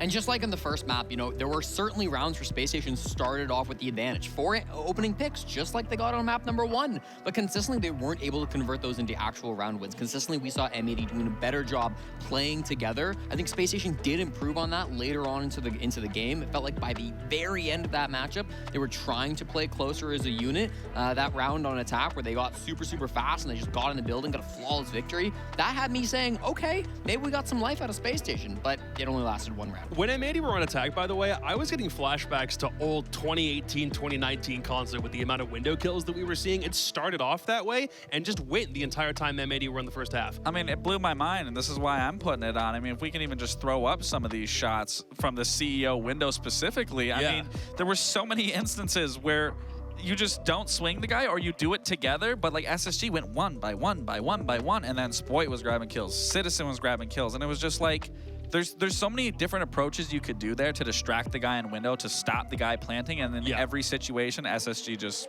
gave it to him for free. Or we're baiting utility, because how many times did they swing back into the eye? It was like 3 times in round 1 by itself, and then Citizen has perfect window cover. Again, it looked like it was Consulate pre-rework in pro play. Kino didn't even have to kick anyone in the head this time. Like Spoit was, and Citizen was. Like, I don't really know. It's a sad day because for SSG, they are such a good team, and they started out so strong, and they just completely fell flat, like entirely flat. Not the team that we saw in the beginning. I know that's not the performance they want to be putting on. I mean, here's, you know, a display of what I was talking about, of just window games here. There's one dead. Oh, wait, hold on. Peak dead. All right. The other one's, you know, just waiting. What are we going to do? Ends up, you know, coming in. And then Citizen here getting another. This is what I would love to see from Space Station. Had they worked together, had they just worked together, someone sprint across, distract the guy in the window, kill the bomb planter, get back. The guy in the window is useless at that point. There's no coordination there. Dude just instantly run past his teammate. Dead. Both of them. It's interesting Space Station banned the Azami as well. That's something that could really do a great job of countering that window play. And the previous time these two teams played each other on Consulate, I believe Space Station banned the smoke instead, which would have been a fine ban here as well. They don't typically play smoke on this map, favoring some more of the Tachanka and whatnot. But instead they ban out the Azami. I feel like they really could have utilized that operator had it been on the board. It's a great offer for M80 as well, but could have been an option there. They chose not to bring it. And I like that you say that the Tachanka is an option. If you're struggling that hard with that, which they did struggle against M80 originally on that map and site specifically, like, adjust to it. Do it differently. Don't force bodies into that situation, because clearly in both those scenarios it wasn't working. So I think Tachanka is even more viable to force people out of that position. It stalls a lot of time. You got a lot of util that you can keep burning. I just don't know what to say. I'm a clown now. You're going to have to live with it for a bit. We also spent a really long time hyping up one very particular matchup, only for both those players to not really have that much impact on the server when we were giving them so much hype. Instead, one guy had 27 kills over the course of 2 maps, Ben Citizen McMillan in the flesh. Dude, was there just something very specific that was in the water today that helped you guys get the dub? Why specifically were you just on fire? I have no idea. I just turned up and played well. So whatever I did today, I'll just do again tomorrow before, you know? Well, I just want to say Michael Jordan, Citizen. Going into that bank game specifically, can you just give me the run through? You were in so many different positions where you were in the man disadvantage of whether it was a 2v1, a 1v3, whatever it was. Like, you just were always setting yourself up for success. And when you know you're in those situations, what's your best approach of like singling out those gunfights or whatever that looks like for you? I think it's just understanding like where the enemies were, and like obviously we was making sure like, oh, we knew one was like here and here and here, so like this will be free, and then we were making like the calculations that way. So like I would just take the gaps basically where the other guys weren't holding, and then the team as well, like we'd try and bait on bank, like especially when the rounds went down, we'd try and like formulate a plan on the fly, and then everything just worked out perfectly. I mean, the calls were great for today from everyone. No, you were playing phenomenally. And Citizen, I wanted to touch on something that we're seeing right now. I mean, your face cam looks so much nicer than it has the previous couple of weeks, and for all of your teammates, that is the case. I know you're in a new spot right now in the new Shopify situation. Can you talk about how much that matters to you guys, how much better this location is compared to where you previously were, and how much of an impact you think that makes? Well, I think like I can't say anything bad about the last place we was at. Like everyone there was great. Like they helped us out when we needed it. They gave us like what we needed and kept us comfy. It's just like obviously the PCs went up to the best, but like here, like I'm getting 500 FPS. I'm on a 360 Hz monitor. Like it's actually different. Like I can just float now instead of like struggling to breathe, you know? It's so scary that now we got peak M80. The M80 that won more games than any other team in the regular season wasn't even their peak. Now they've got their great setups, and they're looking scary for playoffs. I was going to say, but out of curiosity, we saw Bodega on Twitter after the regular season was over, talking about the way the format works, the fact that you guys only lost 2 games so far for 1 stage. Did you guys come into today with a chip on your shoulder, knowing you probably were the better team, but the record just didn't reflect it? Nah, we didn't care. It was just standard coach complaining after, like happens every single time this situation happens. The coach is always going to complain. Happened with Team 1 when they were at Invite, when Navi knocked him out. Like, you know, like it's going to happen. Like, we don't care. Like, it's whatever. You just move on and focus for the next game. Fair play. At least it's a good thing to know that the coach has got your back. Last thing before you let you go, Oxygen tomorrow. Faced him just in the very last best of 1 that you played in the round robin. Talk to me about what you see in that matchup. Even if you can't spoil anything, just initial impressions, because you have to face him again. I don't know, we beat him last time, but I think like they're just going to bring the A game. I think they want to, like obviously we got the bragging rights like Willie and Kino, because they're obviously ex-teammates with him, so I think they want the bragging rights back, but I doubt we'll give it to him. I think we'll take it either way. Well, congratulations on making a statement in this one, dude. We will see you tomorrow. Get busy in scrims, dude. It's going to be a good game. Yep. Yeah, definitely will. Thank you. So, I think we are at a point where we may, I'm not saying we totally have to admit that the best team in North America actually doesn't have any North Americans on it. Wrong. That's just the state that we're in right now. Good Lord. Good game from NA, but for some people who are like NA purists, that's kind of a tough pill to swallow for sure. There's nothing wrong with that. We needed those EU imports and those Brazilian imports to find success in our region nonetheless, and I mean, M80's doing it. Certainly, and I think obviously Citizen the best player today, but we talk about how there's so many players in M80 that can pop off, have big moments. Obviously, Sport's been great in the past. We've seen Noodle have ridiculously good games. Even cameraman Kino been playing very well this stage so far. So it's been great. Unfortunately, they send Spacestation Gaming down to the last chance qualifier. They are not completely out of it. They do have a chance to run it back and beat all the other teams in the NAL, but for now they are done with playoffs, and they can no longer get a top 3 finish, which is what sends you to the Manchester Major. The place where Space Station qualified for Atlanta was through that LCQ. It's something they're certainly no strangers to. They'll have to meet a revamped Sonics next week, who, for their own part, have a secret weapon up their sleeve they've been hiding until now, but we'll save that for next week. For M80, they progressed to the semifinals. They've got a matchup they have to worry about, and now we have one more quarterfinal left to get through, because this bad boy is certainly going to be interesting. It's Luminosity and Dark Zero. It's not a battle of the Titans, but it is instead a battle of competing expectations and 2 completely different sides of the coin. That's coming up next.